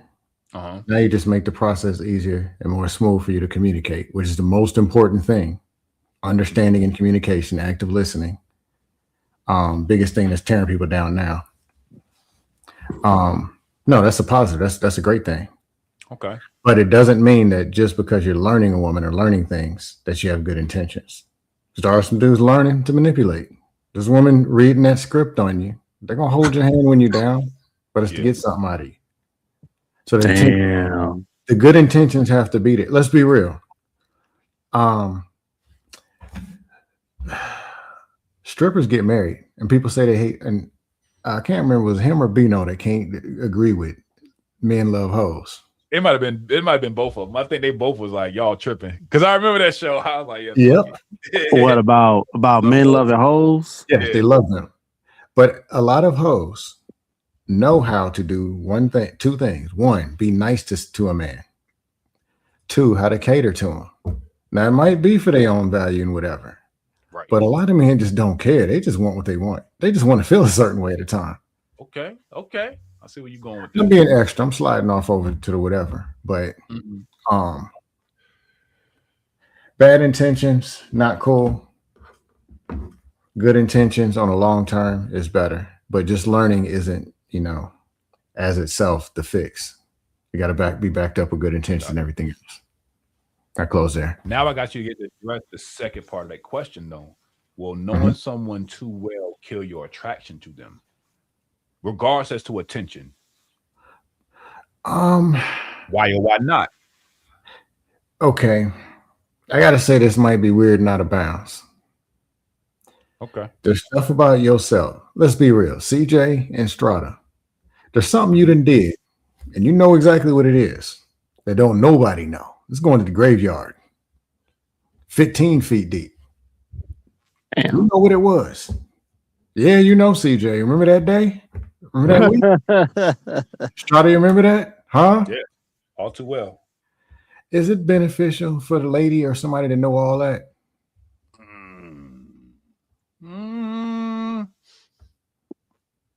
Hell no. I'm talking about Hell no. I have to say no until you become my wife. That way you can't testify against me. Even Hey, look, I wouldn't even want the wife to know. That motherfucker gonna look at me like I don't even know who you are anymore. Yeah. That's So keep looking at those. You don't want to know stuff about your wife, your woman. That trip they went to Minnesota that time. Okay. That frat party. Yeah. You're better off just not. Frat party is crazy. I feel. Yeah, the whole frat, all of them. Yeah. Oh my God, divorce! I want a divorce. Right. Or I got to be petty and throw this in there. Or somebody that you know, and they just agreed, hey man, look, I ain't seen you in 5 years, but look, let's not tell us. I didn't know y'all worked together. Oh, yeah. Oh, hell no. Hey, look. We engaged. Like, hey, Tony, man, I ain't seen you in years, bro. You got Tony, your girl and this shady eye, but yeah, hi. Yeah, nigga, I've been there. I've been there. Or they talk. Got the audacity to invite me to the fucking wedding, the wedding. Eat a dick. Nah, this is like, look, we either tell them right now or we never tell. We just go into the grave. Make a distinction. Something's going in. They just moved in together. You're better off not knowing. And I had to be petty and throw that in there, but you know. I feel you. And I ain't gonna lie. I think that, I think you're right. You have to be diligent in deciding what is and what isn't necessary. But like, for example, me and my shoulder was talking about something kind of parallel to this, but in the conversation, she was like, I noticed sometimes in your sleep, you jump, right? And there's motions and shit I do. And I gave her a little bit of the context as to why that happened, right? And I think that those things help you understand. Now, I could have just not said anything, right? But most of the times when I'm jumping, I'm almost, I would say 80% sure I know exactly the dreams and what happened in my real life that caused said dream, right? And she's aware of those things, but I also know that because, and again, in this example, she is still affected by it.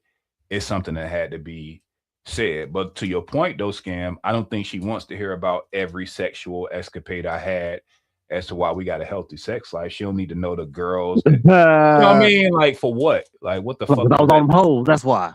Right. You know what I mean? Like, she don't need to know that. But like you said, I do think that, to your point, Scam, you have to understand discretion and know the person you with.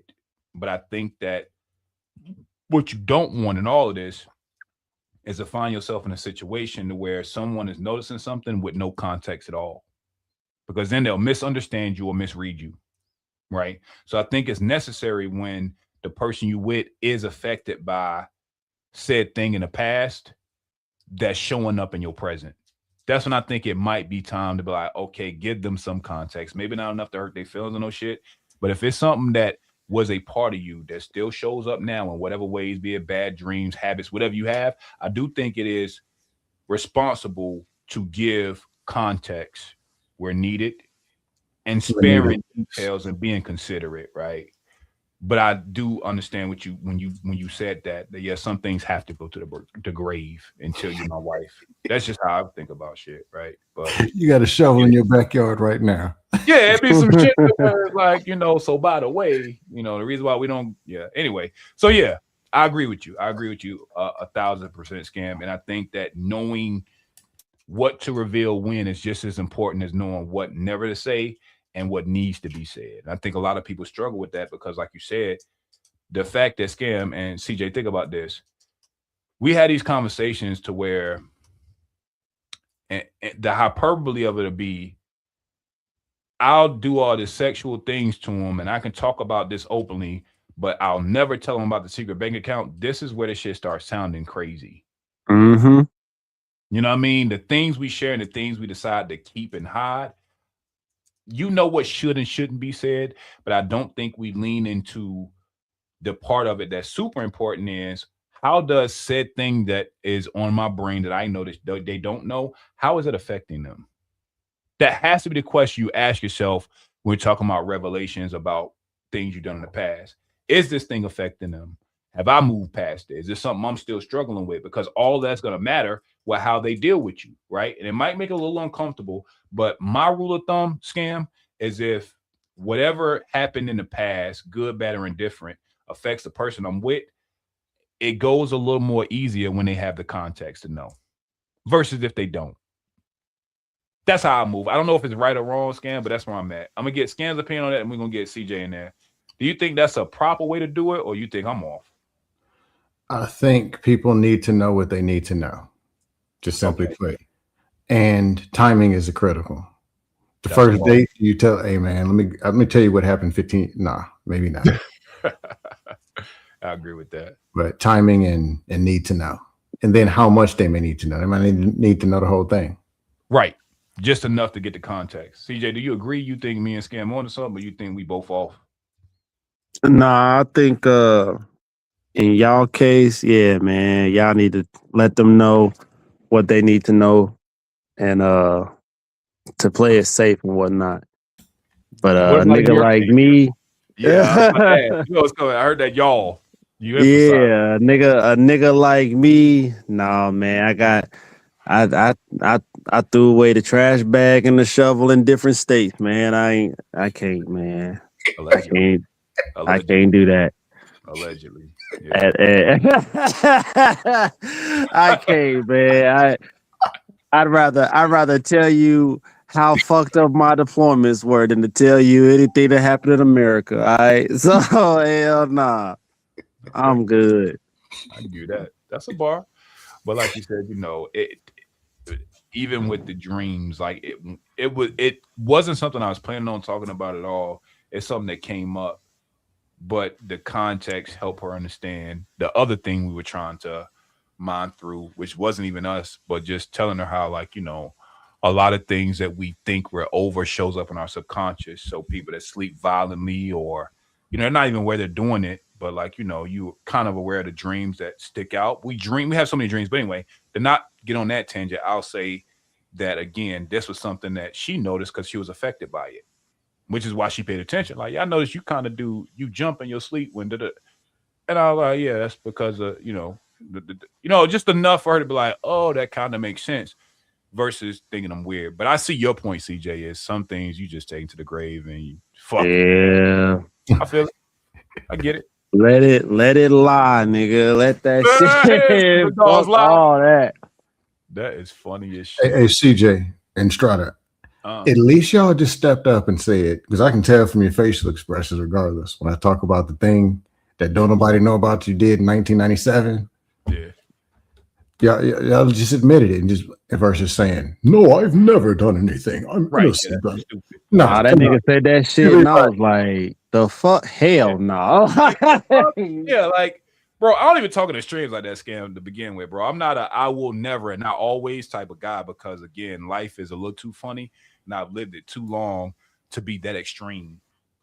That don't even make sense. You know what I'm saying? Like, you know, there's some things I can hang my hat on, like, yeah, that's probably not gonna happen. That's probably not my body.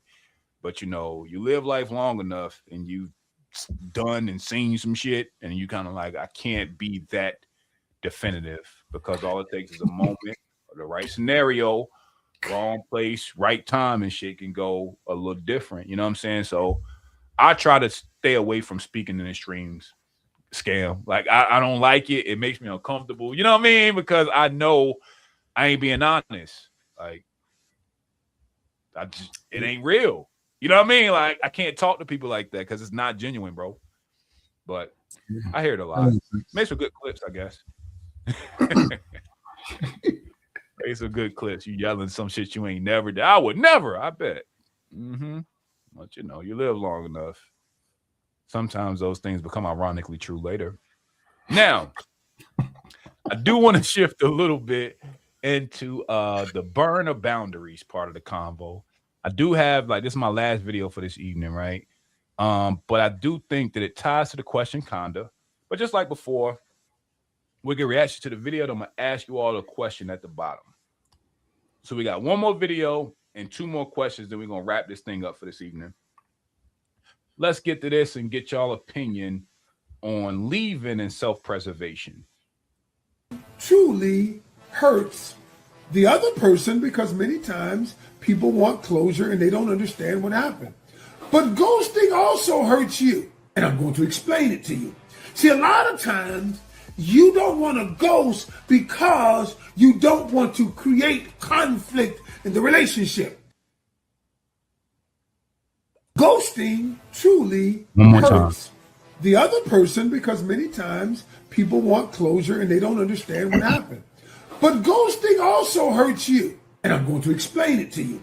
See, a lot of times you don't want to ghost because you don't want to create conflict in the relationship. All right. Shit.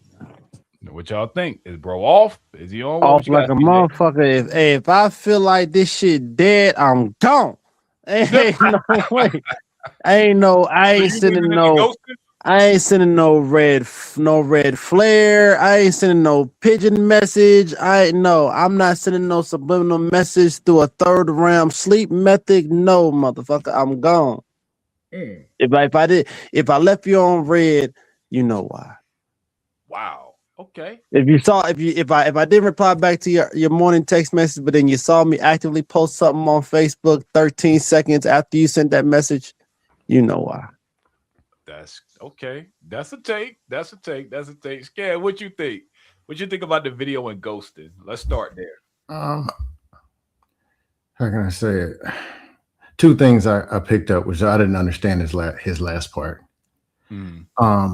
I remember listening to Kevin Samuels back, and there was some women up talking about they didn't know that men felt anything. They just thought, juice them, whatever, give them a little something here and there. But then, you know what? I don't like you no more. I'm gonna just go date Tony. When they do that dude, they didn't know that dudes feel something. They didn't know or didn't think about it because they just see men as they'll be all right. They men, this they world. That then there's the safety of ghosting. You ghost the wrong dude and watch what happens. You come home in your living room and he cut the light switch on before you do with a machete. I mean, it's crazy. That's crazy. Type shit. These people cannot handle rejection. Yeah. There's red pill, there's black pill, and then there's another pill where you don't want to see. Right. Jail pill. Yeah, jail pill. And unfortunately, I've lived long enough. I've known there's some women I know that are not here no more from that pill. God bless you. With the wrong dude, treating the wrong dude wrong, whatever. But ghosting, men do feel something. And there are women who don't know or don't care, don't fully get it. Like, why don't you just tell a dude, hey man, this ain't what it is. It's cool, we can be cool, but not, I just want you to know that can matter. Dudes ghosting women. I'm not a person who does it. If there's a problem, hey, this is the problem and this is why. Yeah. Because I'm a person who can be cool and be friends or whatever. This ain't the person I'm going to date, but whatever. I don't just ghost because she showed up. Like if it's an online meet and she shows up. Now she shows up 300 pounds and told me she was 120. Yeah, that's different. You got to get out of there, Scam. You got to get out of there. Ain't connecting, whatever. I'm not going to just ghost. Yeah. But if it's something so bad, they probably know why I just don't talk to them at all. That's real. They know what they did. And that's why I said, Scam. They know why. I ain't gotta explain shit. You know why. Yeah. What was the last part? What was the last part of what it was that he said? I didn't understand. Talking about it hurts you just as much as it hurts the person. To ghost? Talking about closure. Yeah. So the person that's doing a ghost, you're doing yourself a disservice, I think is what you're speaking to. That has intangible effects on you being the one that's doing the ghosting just as much as it does a person you ghosted. Does you feel like you damaging or are you going to destroy the friendship or whatever? Yeah. I think his reason was off, but I do think that there's something there. I'm going to tell you what I think, right? So the reason why I don't agree with ghosting is a few things, right? I think it speaks to being conflict avoidant a little bit, right? To even Scam's point of what CJ's saying is that you fear the consequences of being honest with someone so much to where it just makes more sense to let them figure it out.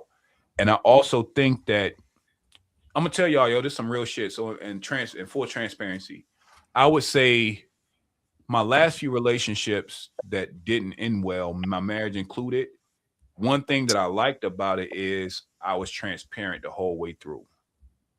And I'll go so far as to even a relationship before my ex-wife, I actually broke up with her, and it wasn't like a drag out argument. And I ain't gonna lie, I was proud of that I gotten to the point, I had grown to the point to where I didn't have to wait for something to be wrong to leave.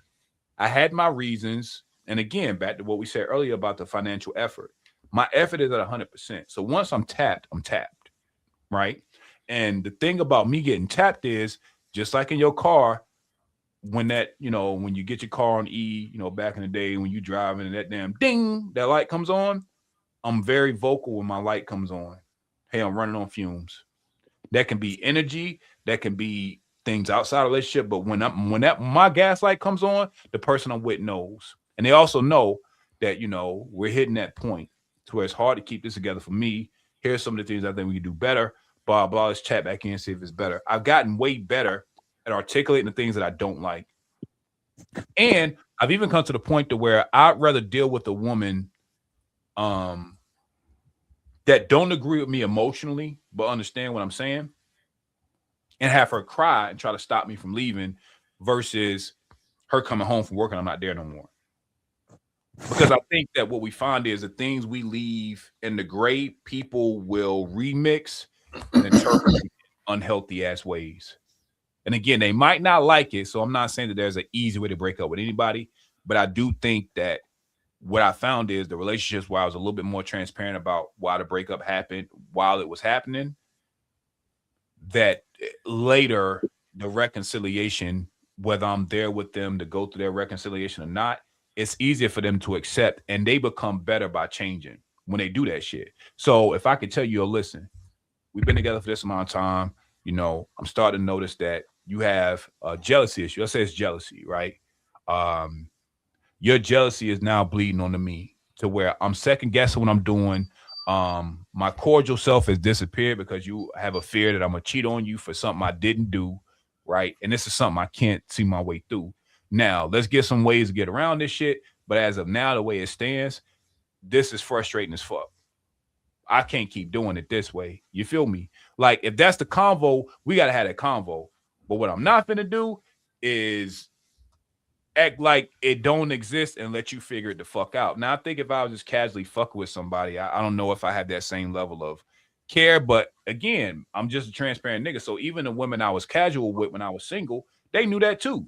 So it wasn't even like a surprise if I just stopped calling them, But I will always offer a reason. But I find that it's going to be painful. It's going to suck, right? So I can understand CJ's like, yo, fuck it, nigga. When I'm done, I'm done. And see, that's what I think that CJ, the other part of what he says is CJ is so fucking transparent to where him being done and ghosting you shouldn't surprise you, because I'm pretty sure with the type of nigga he is, he has given warnings, cues. All right now. He done said something to allude to I'm about to be the fuck out of here, right? So I don't think it's a surprise, but I noticed that the type of dude I am, bro. Like, I'm gonna give you full context and I'm be out. And I don't have to be angry at you. I ain't gotta wait and trigger you to fuck up and they be like, aha, see, that's why I want to be with your ass. Nah, I don't need all that shit. This ain't working. Because I'm a big boy. You know what I'm saying? Like, I don't need a reason to let you know I'm cool. You know what I'm saying? Like, I'm just not that type of person. You know what I mean? Like, yo, this shit ain't working for this reason, blah, blah, blah. I'm out. I'm cool on this. Respect. What we gonna do next? And again, even in that moment, Scam, I'm gonna let you have a mic. Even then, I'm still saying we, because we probably got to split up bank accounts, do all types of shit. So even then, I still have to think about we to get out of here clean type shit. What are we gonna do about this now that it's over type shit? So even then, my brain is still on we until it ain't. But that's what I do. What you think, Scam? I'm a fan of transparency. I be hearing people talk about you can't tell the truth to these women. What? Huh? So you got to go be somebody that you ain't to get this woman. Right. And then you mad when you don't get the results you want out of that woman. You got a lot. You were a whole fake person. Conflict is conflict. It's what it is. It's gonna be there. Differences of opinion, like it's gonna be there. But give people a fair shot, just like the fair shot that you want from your person. We talk about this leadership thing all the time. Be and provide that environment already up front for that person to be the person that they need to be. At least offer it. Damn. Yeah. Just at least offer it. Shout out to Audie. Was good, Brody. Now, CJ, I want to shift a little bit. So let me ask you the question at the bottom of the screen. Is leaving self-preservation, and when is it betrayal, and are we planning exits before commitments? So that's like a lot of questions, but I think all of them were pertinent to what I wanted to kind of drive home with this video and segment. So the first part is leaving self-preservation. Let's start there. What do you think, CJ? Leaving self-preservation? I think leaving is protecting what little bit of peace you got before you got to take your mugshot.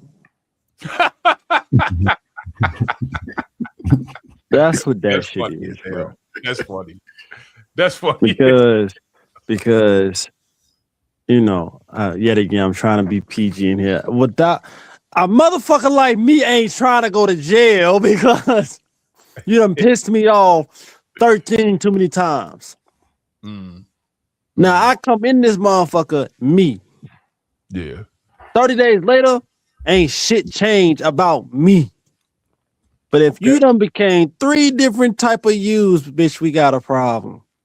Cause now, why am I still here? Because I don't even know who the hell bitch number 3 is now. Because I don't know who y'all know. Hey, CJ, question. Have you ever usually it's low self-esteem, because let's be real. Most men, most women have low self-esteem. You ever come across a woman, everything cool, she's holding her head up high, everything cool, she's that person for the first 10 days, then the next 10 is different, then the next 10, is there a grace for now that you got 3 different versions of her, but is there grace to understand she's been through something and it was a front, and that's what she thinks literally in her mind.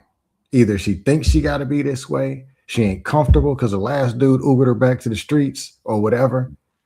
Is there some great? Now she turned, I mean, with the exception of disrespect and all that crazy stuff. Right. What do you think? Is there grace in it at all, CJ? Or does she just got to be who she's going to be and be transparent?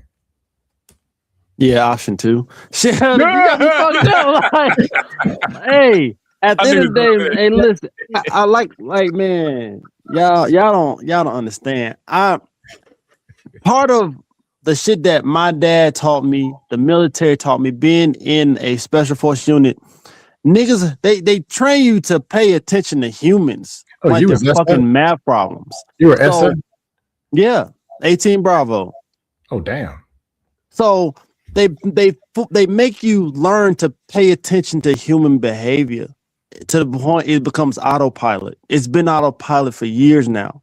So, and this is shit that dad had me doing. So when I'm paying attention to certain shit and I see a shift, like, you know, when ladies feel like, oh, he's inconsistent, that's translation that he's not doing what he's been doing. The patterns is off, right? But for me, when the patterns is off, I'm not about to go in my feelings and freak out and spaz. No, I just say, all right, let's just observe. Let's take notes in our head and see, like, what was the change? What happened 24 hours ago that made this?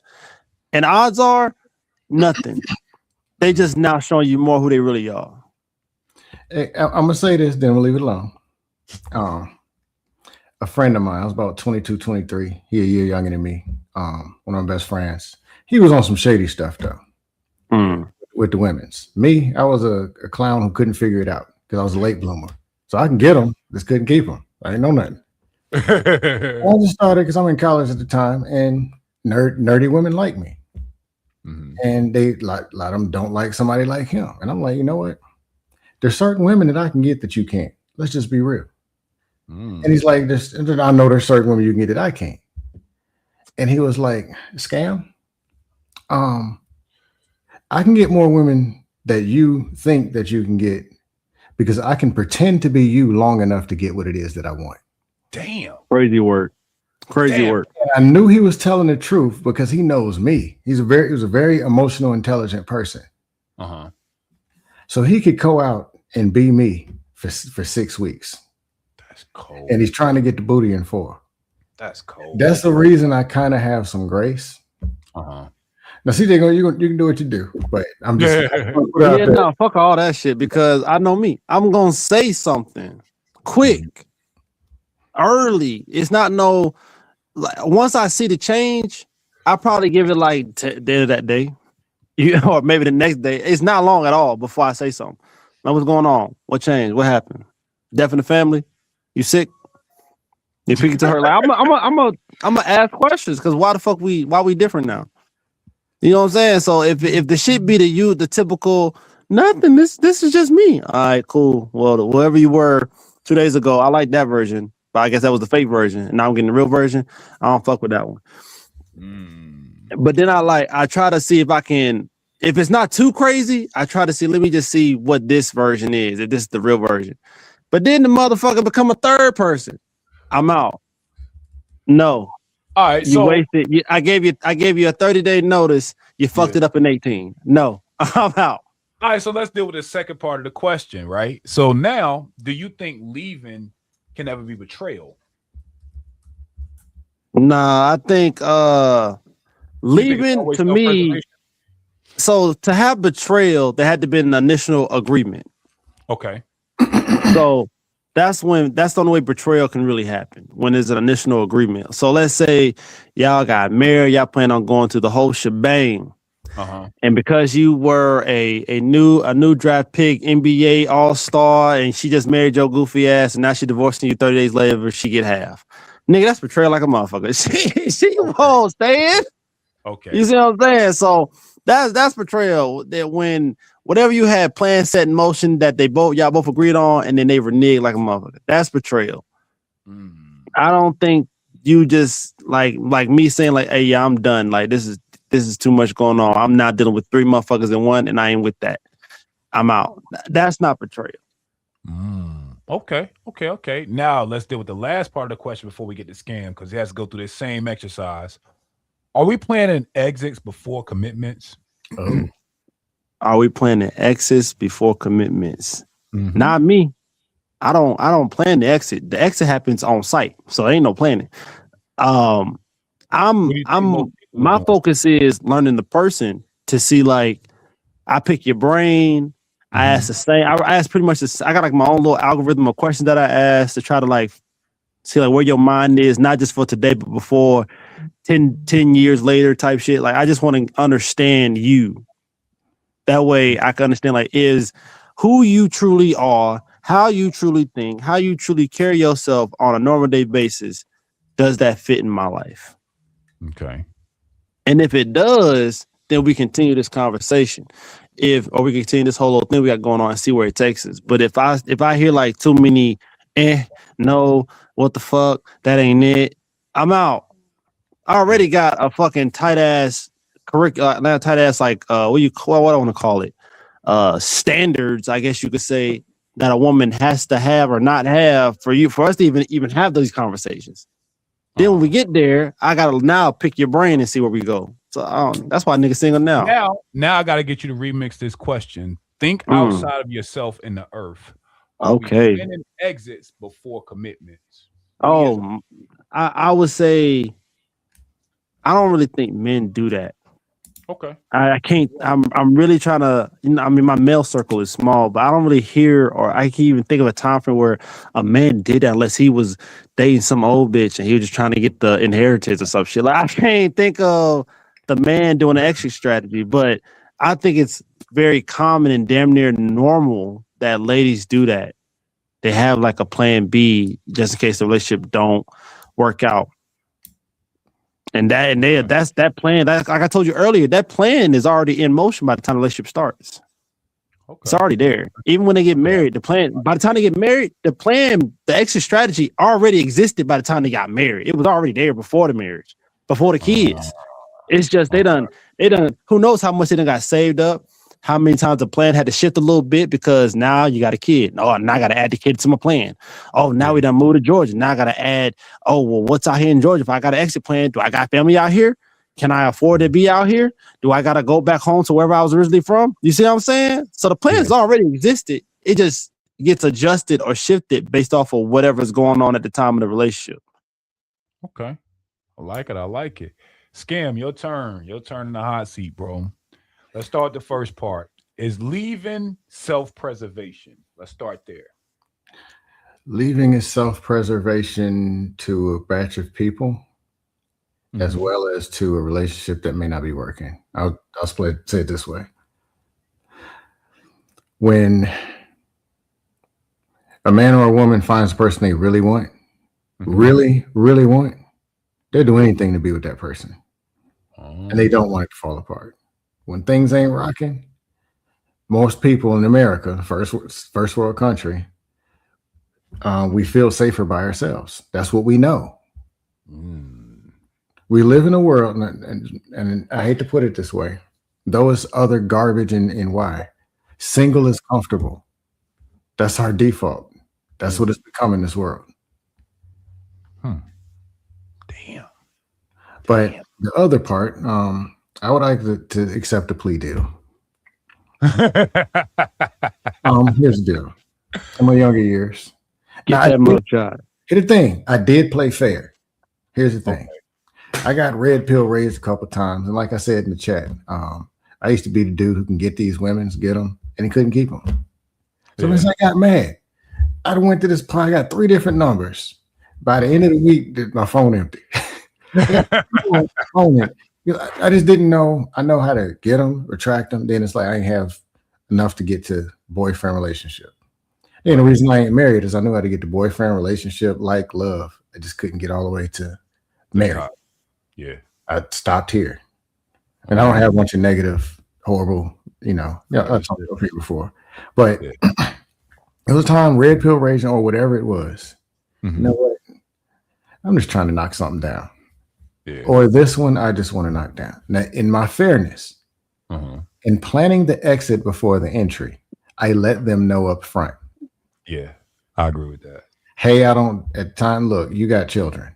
I might move out of state. Hey, so just so you know, I don't see what you see, or I'm not looking to. I play fair. I ain't never cheated nobody. But yes, I plead guilty to planning an exit before entering.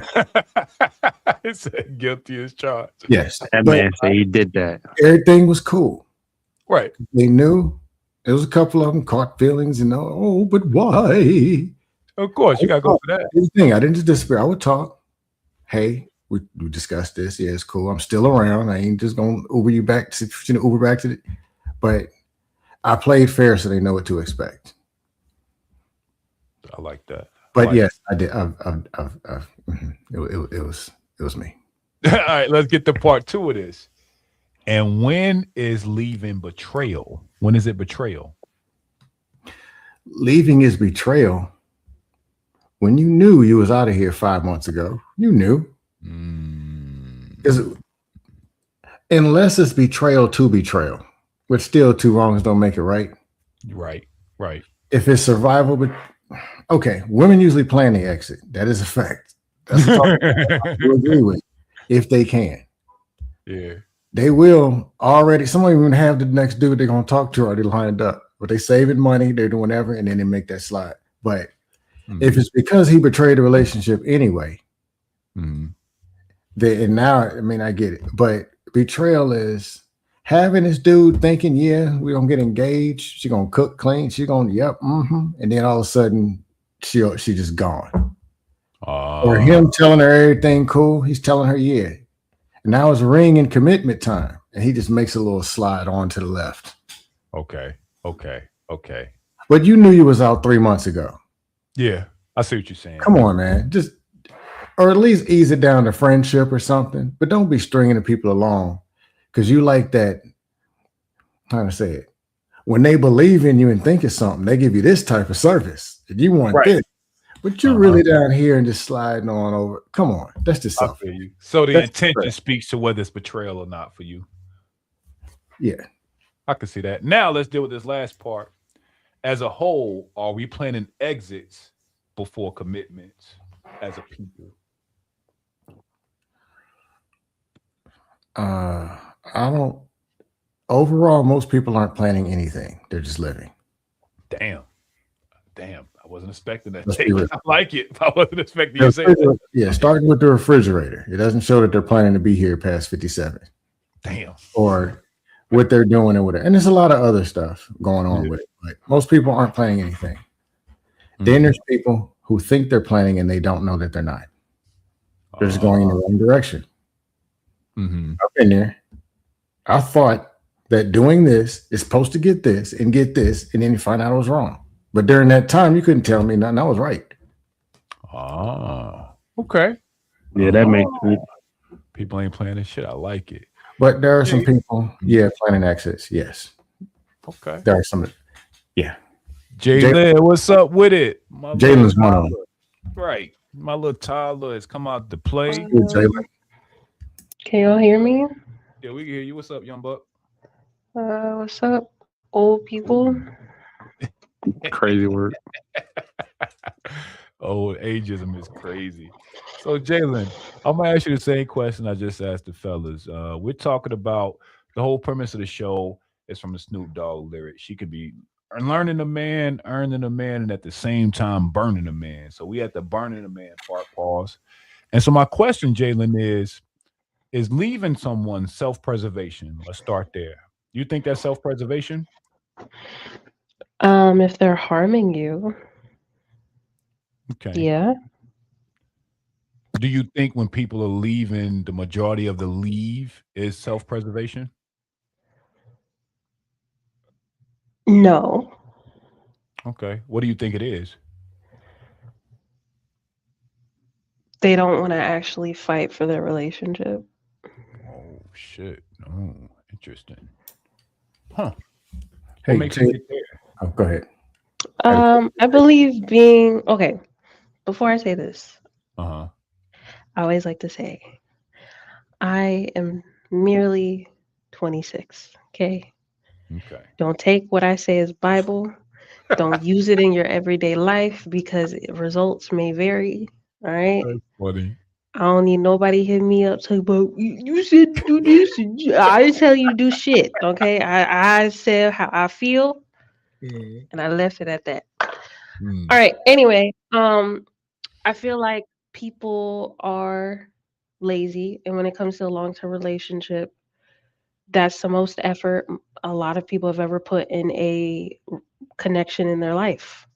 And it's their parents. And even that, a lot of people don't even want to put in effort to like have a good relationship with their parents. So, yeah, I think people just not really willing to put in the effort because, in my opinion, men are not superheroes.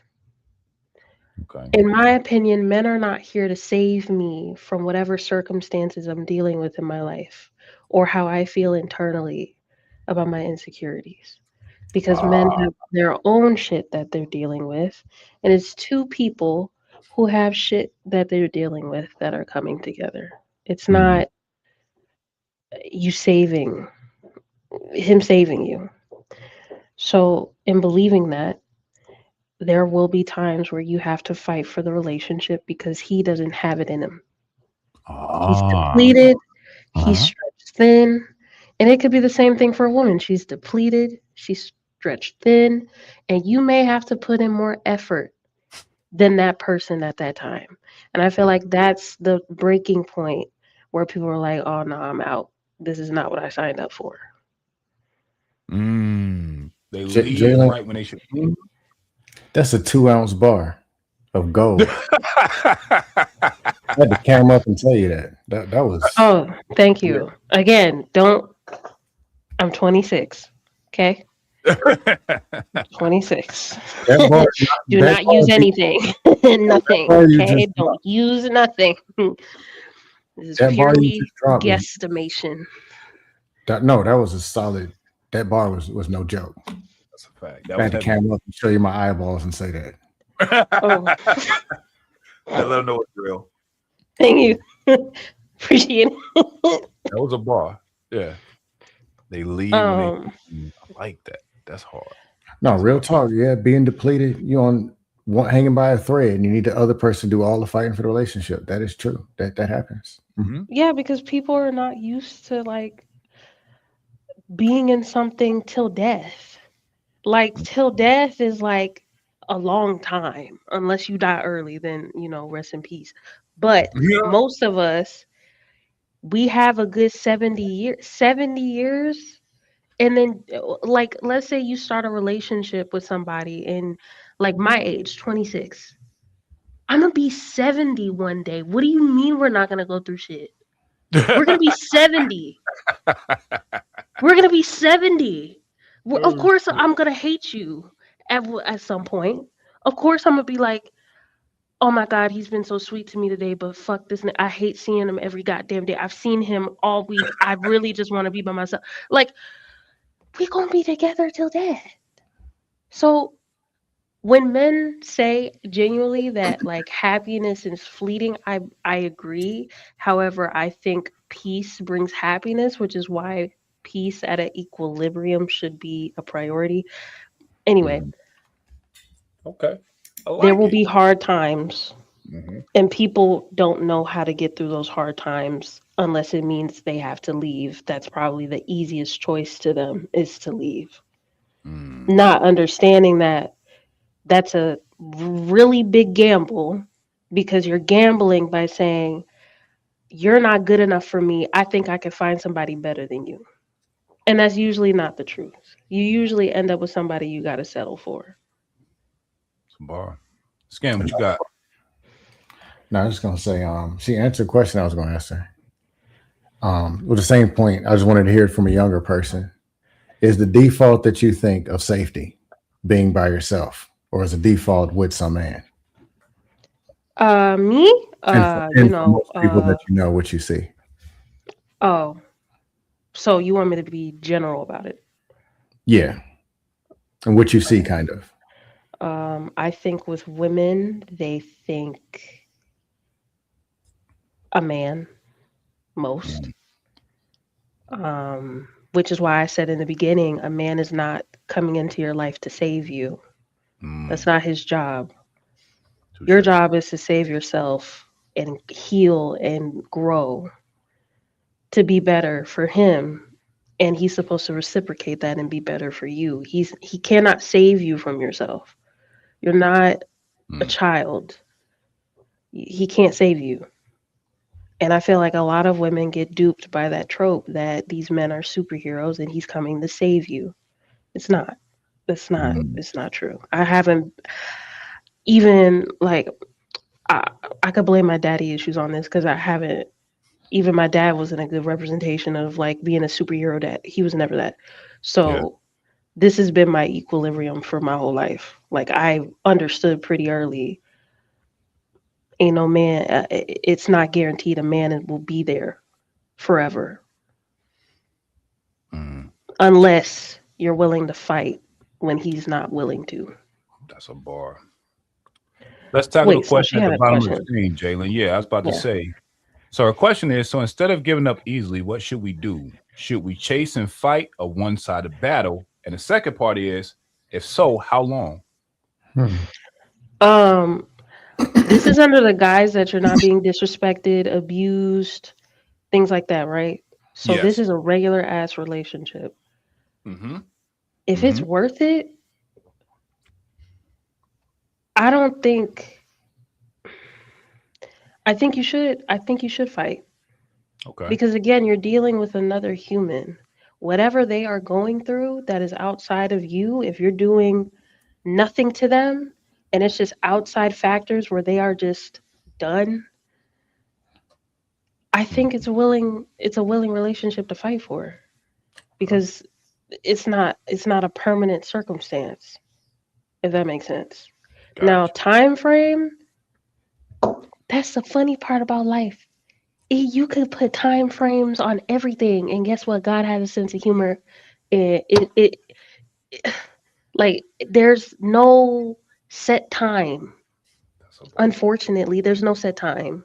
There's no guarantee that whatever they're going through, they're going to be over it in a month, in a year. Yeah. Like, for example, postpartum. There are women who experience it permanently, and they're a whole new like,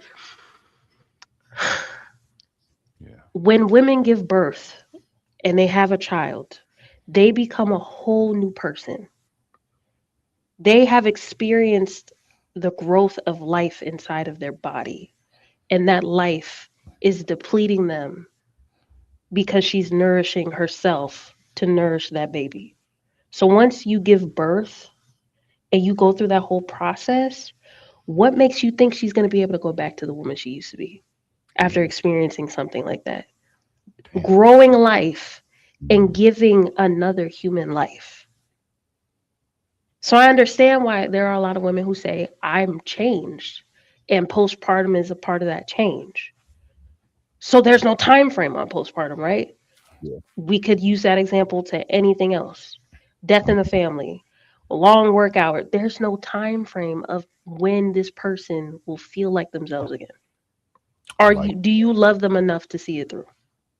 I like that. Jalen, I'm going to pause you here. I want Scam to tackle the same question. I'm going to add a piece, and then we'll get back to the prompt question.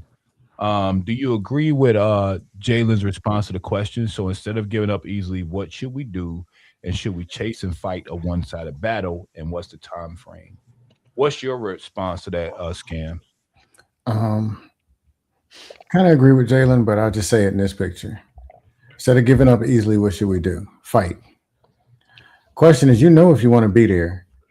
There's you wanting to be there, and then there's you needing to be there. Combo of both. They both matter. Okay. Most people fight for what they want. Sometimes people don't fight for what they need. It's best to find what you want and need and put up a double fight for that, because it's what you want and it's what you need. Okay. Should we chase and fight a one-sided battle for a time? But that whole value analysis? Mm-hmm. It's case by case.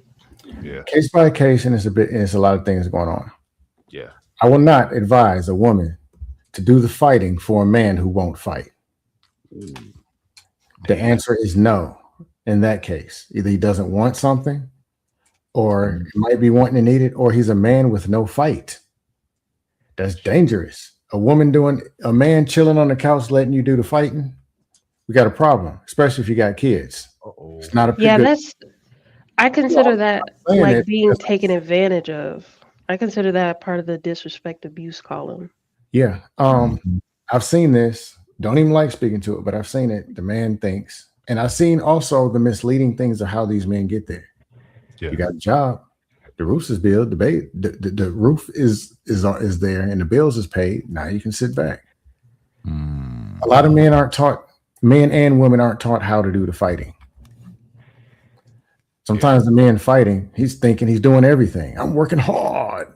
Yeah. She might need you to sit down on the couch and listen. Hold her hand. What's going on? Be there. Pick up one of them kids that's running around in the living room so she can just sit down and eat a sandwich. Yeah. Or whatever it is. Women's need what women's need. Men's need what men's need. I like that. I'm going to add one more piece of that, Scam. I'm going to take the second part of the question or try to drop a jewel or two. What's the time frame? Now, here's where it gets funny for somebody like me. Yeah. In my brain, the way I tackle issues and shit, the time of the issue isn't as important as the how do I want to say this? It's tied to an action. So it's not based on time, it's based on result. So I assess the problem for what it is, right? And then it's like, okay, we've got past this once, fill in the blank. But I have to make it measurable, and that keeps me from working against myself if I put a time limit on it, right? And so, for example, if let's say Nay's example, what's up, Kasim? Let's say in Nay's example, she's like, yo, guys doing X, he has until next week to figure this out or I'm out of here. Now you racing yourself against time that didn't exist. You made that barrier within yourself versus all right, guy has a problem with this. I'll be able to tell whether he's working through it because this is how we're gonna measure it. In a week, we're gonna check to see if he's getting better. Right. So as opposed to making it time dependent, I make it goal dependent. This is what we're trying to get to together. Let's measure and see if we got there. And I think that a lot of times, to your point, Jalen, we only got like 70, 80 years on this earth, whether you call it good, bad, or indifferent, right? Some people already at halftime, some people in third quarter, right? And I think that because time is something that isn't controllable the way we would like for it to be, there are things we're talking about problem solve relationship. I don't know if it's as healthy to measure it in terms of an expiration date versus a measurable goal. Because what I think the measured goal does, it takes your feelings out of it. It takes the anxiety out of it. Let's check back in here. But when we doing this check, this is what we're looking for. And either you met the measure or you ain't. And your effort might make it be like, I can give you more grace on the quote unquote time part of it. This is what we're trying to get you to. How far have you come from it? How close are we to it? Is it still worth it? But I can reassess different versus you got a week. And if it ain't done in a week, fuck you. Like that, it's, you know what I mean? Like it's a hard deadline for no reason type shit. And I'm not good with gender roles. I'm not good with like femininity, whatever the fuck. I'm not good with that. I'm like a partnership type of person, individual collaboration. I feel like relationships work best in that way than putting these like stark, like fucking. Again, I'm with you until I'm 70. Why the? Anyway, so I fully agree that a time frame is stupid. I feel like it's more so about actionable like steps and goals that you guys achieve together. Yep. Because you need to relay that there is a problem first to this person. You can't just put a time frame on something and be like, this man ain't doing this, this, and this. He has until 30 days from now. Did you tell him? Did you tell him something was wrong? Hold up. Like, why are you putting it like, and I don't mean tell him in a way like they like y'all consider nagging, even though it's really like concern, but whatever. Nagging, right? More so out of a place of a conversation, not you badgering and being like, you need to do this, you ain't doing this. Just a conversation like, hey, I've noticed things have been a bit iffy in this area. Are you okay? Yeah. You start there. Okay. And if they're like in denial, they haven't noted, just tell them how you feel and work from there. Like, is there any way we could figure out how we can help you through this? Like, can we sit down and like figure out what you can do to get back to feeling like yourself? And if they're open to it, then that's something you should fight for. If they're not, then I mean, do what you will with that. I'm not going to tell you to leave. Again, on time. I don't need nobody messaging me like, you don't believe it. I ain't tell you to leave. Hey, Jalen, here's something I like to do it. And again, it's my son's brain, but I find it works. After y'all identify the problem, to your point, one of my follows up questions, either internally or to the person I'm talking to, is how are we going to measure this? Because now it starts getting you and the person you're speaking to think about where are we trying to get you to? How can we measure this? How are we going to measure this? Because saying I noticed something that I want to change, that's the first part of the convo. But the second part has to be, how are we going to measure it? Because what I don't want to do is come up with an expectation in my mind that ain't real, that you ain't going to achieve. So let's say, Jalen, we together and you're severely depressed, right? In a moment, right? Because like you said, we got 7 years together. In a moment, you're depressed.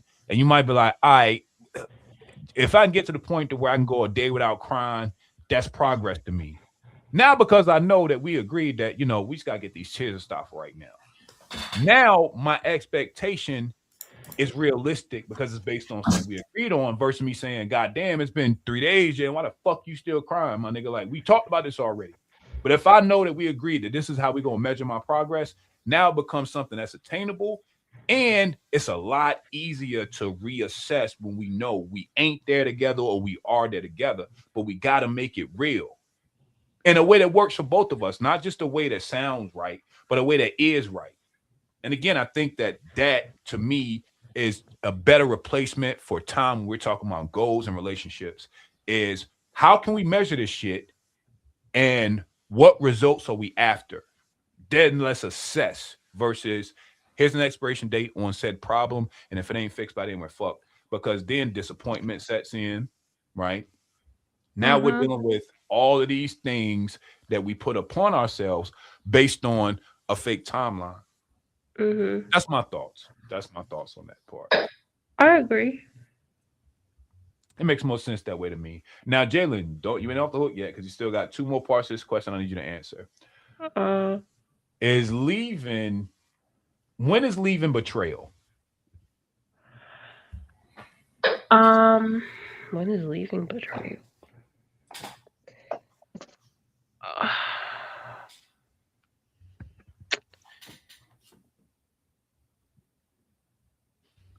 Yeah, I cooked up when I made this question. Leaving is betrayal when it fully destroys your family. You know this decision is gonna destroy whatever you have with this person. If you guys have kids, like it's a domino effect. I feel like that's betrayal because you intentionally blew up this person's life, knowing like you were blowing up everything. And that's for people who was doing some wrong shit. Let me be clear. That's for the people who've been doing some wrong shit and now all of a sudden they want to dip. Yeah, I'm talking to them. Right. I feel you. Okay. Another form of betrayal, you've been planning it. The intentionality. Yeah.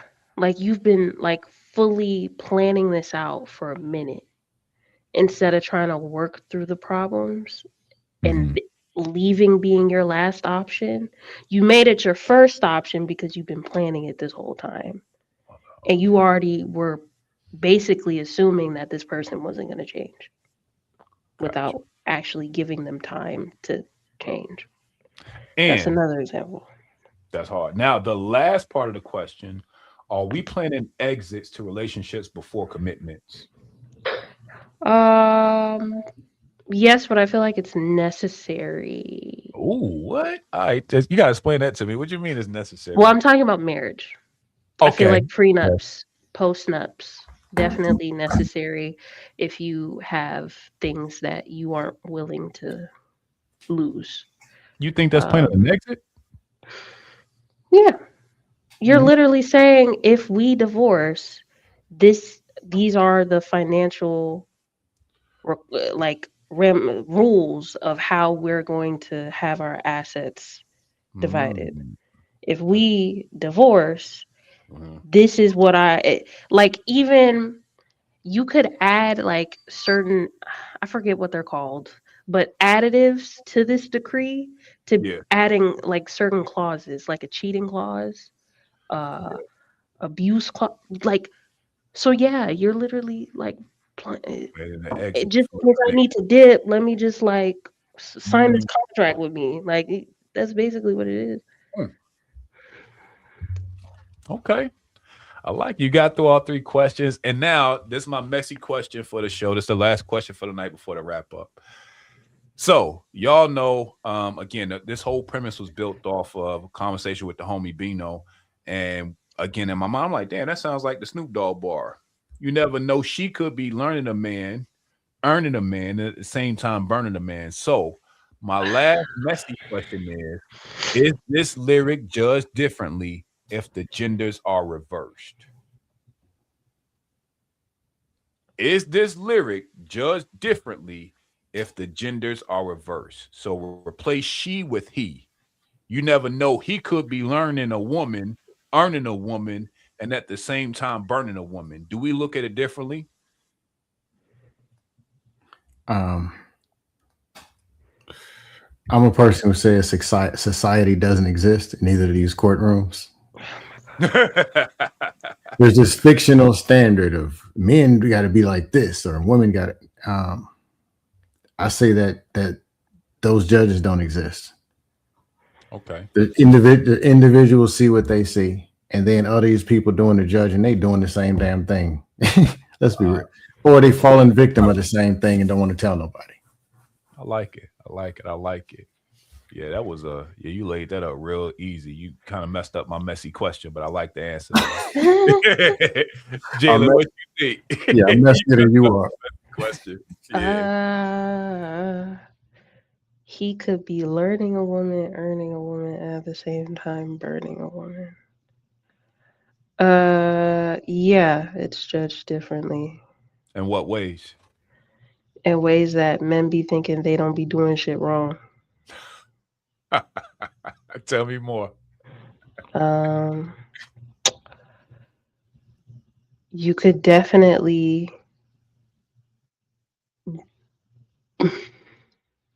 first of all, some of y'all don't be wanting to learn a woman anyway. Y'all think we're all the same, and you try the same tactics on all the women you've been with. So we can X that out the lyric. Earning a woman, a lot of y'all try to find the easiest ways to earn a woman, earn access. Like literally, you be inviting her to your house the first night. Oh, you figure out she knows how to cook. The first date, you want her to come over to cook. What? Like, y'all be wanting so easy of access, and then you want to be like, I like you deserve to be with somebody, but yet you took the easy route. Like you, so X that out. And at the same time, burning a woman. Yeah, y'all could definitely burn a woman. You could keep that in. So I've shortened the lyric. So the lyrics have just changed. That's fucking hilarious, Jay. Burning a woman. That's it. That's all they do? That's funny. Burning a woman. I ain't got the energy to be playing with you this evening. That was dope. I can't believe I missed it. Yeah. Oh, wait. You still got 30 minutes. It's not 3 hours yet. I see the time. All right. See, here you go.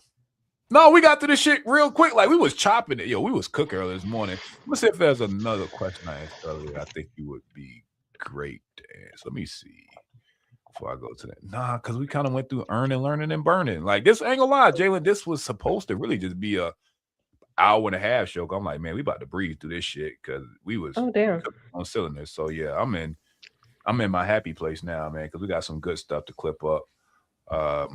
You know, I'm super excited. But the premise, just to relay it for you for my beginning monologue, Jalen, before I get y'all to kind of wrap it up, because I know you came in on the back end of the combo pause, was the thought was when we're talking about dating, the issues with trying to do all three is that it's hard to focus on being intentional with the one person that should get all your attention. So if you're earning, learning, and burning people simultaneously, you're going to start mixing up people, personalities, and intentions. Now, if you're just out here casually fucking and that's all you want to do, I think that all three can apply. But I think that if you are trying to be intentional, it does you no good to do all three of these things at once. That means your eyes are too big for your stomach, and you need to move with a little bit more intention, and slow it down. You got to learn the person you with. Your integrity earns you their trust, and then you move with a little more purpose. So that was the monologue that started this whole convo. But that's why it's a short convo, because like it's really just based off a Snoop Dogg lyric, right? But with that in mind, and with you coming in on the burning part of the convo, what are your thoughts on the lyric, my monologue, and the part of the convo you came in on?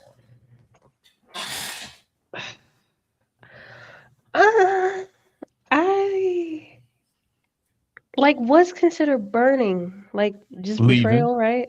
Yeah, like that leaving, betrayal, ghosting, like all that's burning a nigga. So what the fuck? What's the point in learning and earning them? No, but that was the whole that was the whole ironic part of Snoop Dogg's bar when he said it in Nothing But a G Thang. He said, "You never know. She could be learning the man, earning the man, and at the same time burning the man." The point is, you just never know. That's just the game. You never know. Oh, then if you flipped it, I fucking agree. It's the same. Anyway, Hey, I got to drop. All right, Good show, great show. Jalen, good to see you. You're dropping that fire. I done learned something. She was on fire. She was on fire. You didn't learn anything. You're old. I still don't like you, but I learned something. You didn't learn anything. Like y'all knew all this shit already. Y'all have like been Oh, on good. this earth for like 50 decades. Well, sometimes we hear a lot of dust and junk. Even repeat hearing something to put in the subconscious mind, it's always still good. So yeah. But y'all got it. Have a good one. All right, bro. Oh no, Red Pill Crip. Yeah, Red Pill Crip. That's a funny name. First off, salute to bro. I don't even know who bro is, but it is funny. And when I was younger, bro, I honestly thought that he meant like literally burning. And again, knowing Snoop Dogg, it could have been, but for the sake of the show, I kind of spunked off burning as being, like you said, more of a metaphorical thing. Like, damn, you burnt, bro, when you left from high and dry. But again, it could have very well been literally burning. Red Pill Crip is just a funny name. Salute to you, bro. That's funny as hell. But Jalen, based off, the part of the convo and the monologue you came in on, what are your thoughts to wrap this whole thing up? Let's put it in a bow. Stop being a horrible person. Stop being a horrible person. Stop being horrible people. Why is this a lyric that exists? Yo, this song, that's an old song, though, Jalen. Like that's. I know it's an old song, but just stop being horrible. Like there's other ways. You could be a good person. You don't have to treat people like this. Like I promise, there are other ways to live. I don't know. That's the best final thought. I'm still trying to figure out why the. Anyway, go ahead. Hey man, Snoop. Again, he was young when he made it. So again, he was kind of, I think it was 19, 20-ish when Nothing But a G Thang came out. But he was speaking on what he saw. Like, you never know. She could be doing all these things at once. Like, be careful type shit. It's almost like one of them be careful, be cautious bars. You feel me? And it's a cold world, to Red Pill Crip's point. I think that's my takeaway from this, man, is the only way we really stop this shit, Jalen, if I'm being honest, yo, is intentionality. Oh, we got to be way more. Death. No, I ain't quite ready to burn us all up yet. You know what I mean? We still got some time here. But I think intentionality solves for a lot of this thing, man. And I think that one thing we got to learn is a few things, right? The first thing we got to learn is we have to stop being so afraid of each other. I think a lot of what I've learned from being here, Jalen, is that our hypotheticals run a lot of our decisions when 9 times out of 10, the things we hypothetically think or never really actually come into fruition in our real lives, right? We're so prepared for the worst that nobody has showed you how to maintain the best. And I think a good way to stop the hypotheticals from never happen is intentionality and honesty. Now, here's the thing about honesty and intentionality, to where people will fuck it up. Don't think your obligation stops with the person that you into by saying, I told them. Because I used to, again, in my brain, I'm like, okay, plausible deniability. You knew. I'm like, damn, that can't be enough. I can't be like, well, I told you I was just here to fuck. That ain't good enough. You know what I'm saying? Like, there has to be way more intention, even if you're going to move in a fucked up way, right? There's a way to even do that hits a little better. But I think that's why I say you got to marry them two things together. You know what I mean? Like, you got to be intentional and honest. One without the other don't mean shit. Like, it's got to be, okay, I'm intentionally being honest about what I want, and this is what it looks like doing it with you. Got to start there, right? And so it keeps this fucked up thing that we see happening to where you got men and women that are doing all three. It brings that to a crawl and to a stop, because there's no way in the fuck you should be doing all three unless you're a person that's out here only looking for casual sex. Like, if that's what your bag is, I can see you doing all three. But if you on some shit the way you out here and you talking about you intentional about dating or marriage and you doing all three of these things, you fucking it up. And nothing good can come from that. And I think that's part of this retooling we got to do with each other, is how we attack these convos and what happened in your real life. Like, the opinions and convos have to lean more to something that's practical. And so I've heard bars repeated so much, Jalen, and we all got songs that we reference when we're going through shit. But I think that the context is important. Based on where you are are. You got to be real and practical with yourself and the people you fucking with. And again, slow it down a little bit. Make it make sense. Make it make sense, yo. That's it. Slow it down. Be honest. Be intentional. And I'm with it. Any final thoughts? I know I just told you to summarize, but any final thoughts based on what you heard so far? Oh, those were my final thoughts. Stop being horrible. I feel you. And I think one more thing, though. Yeah.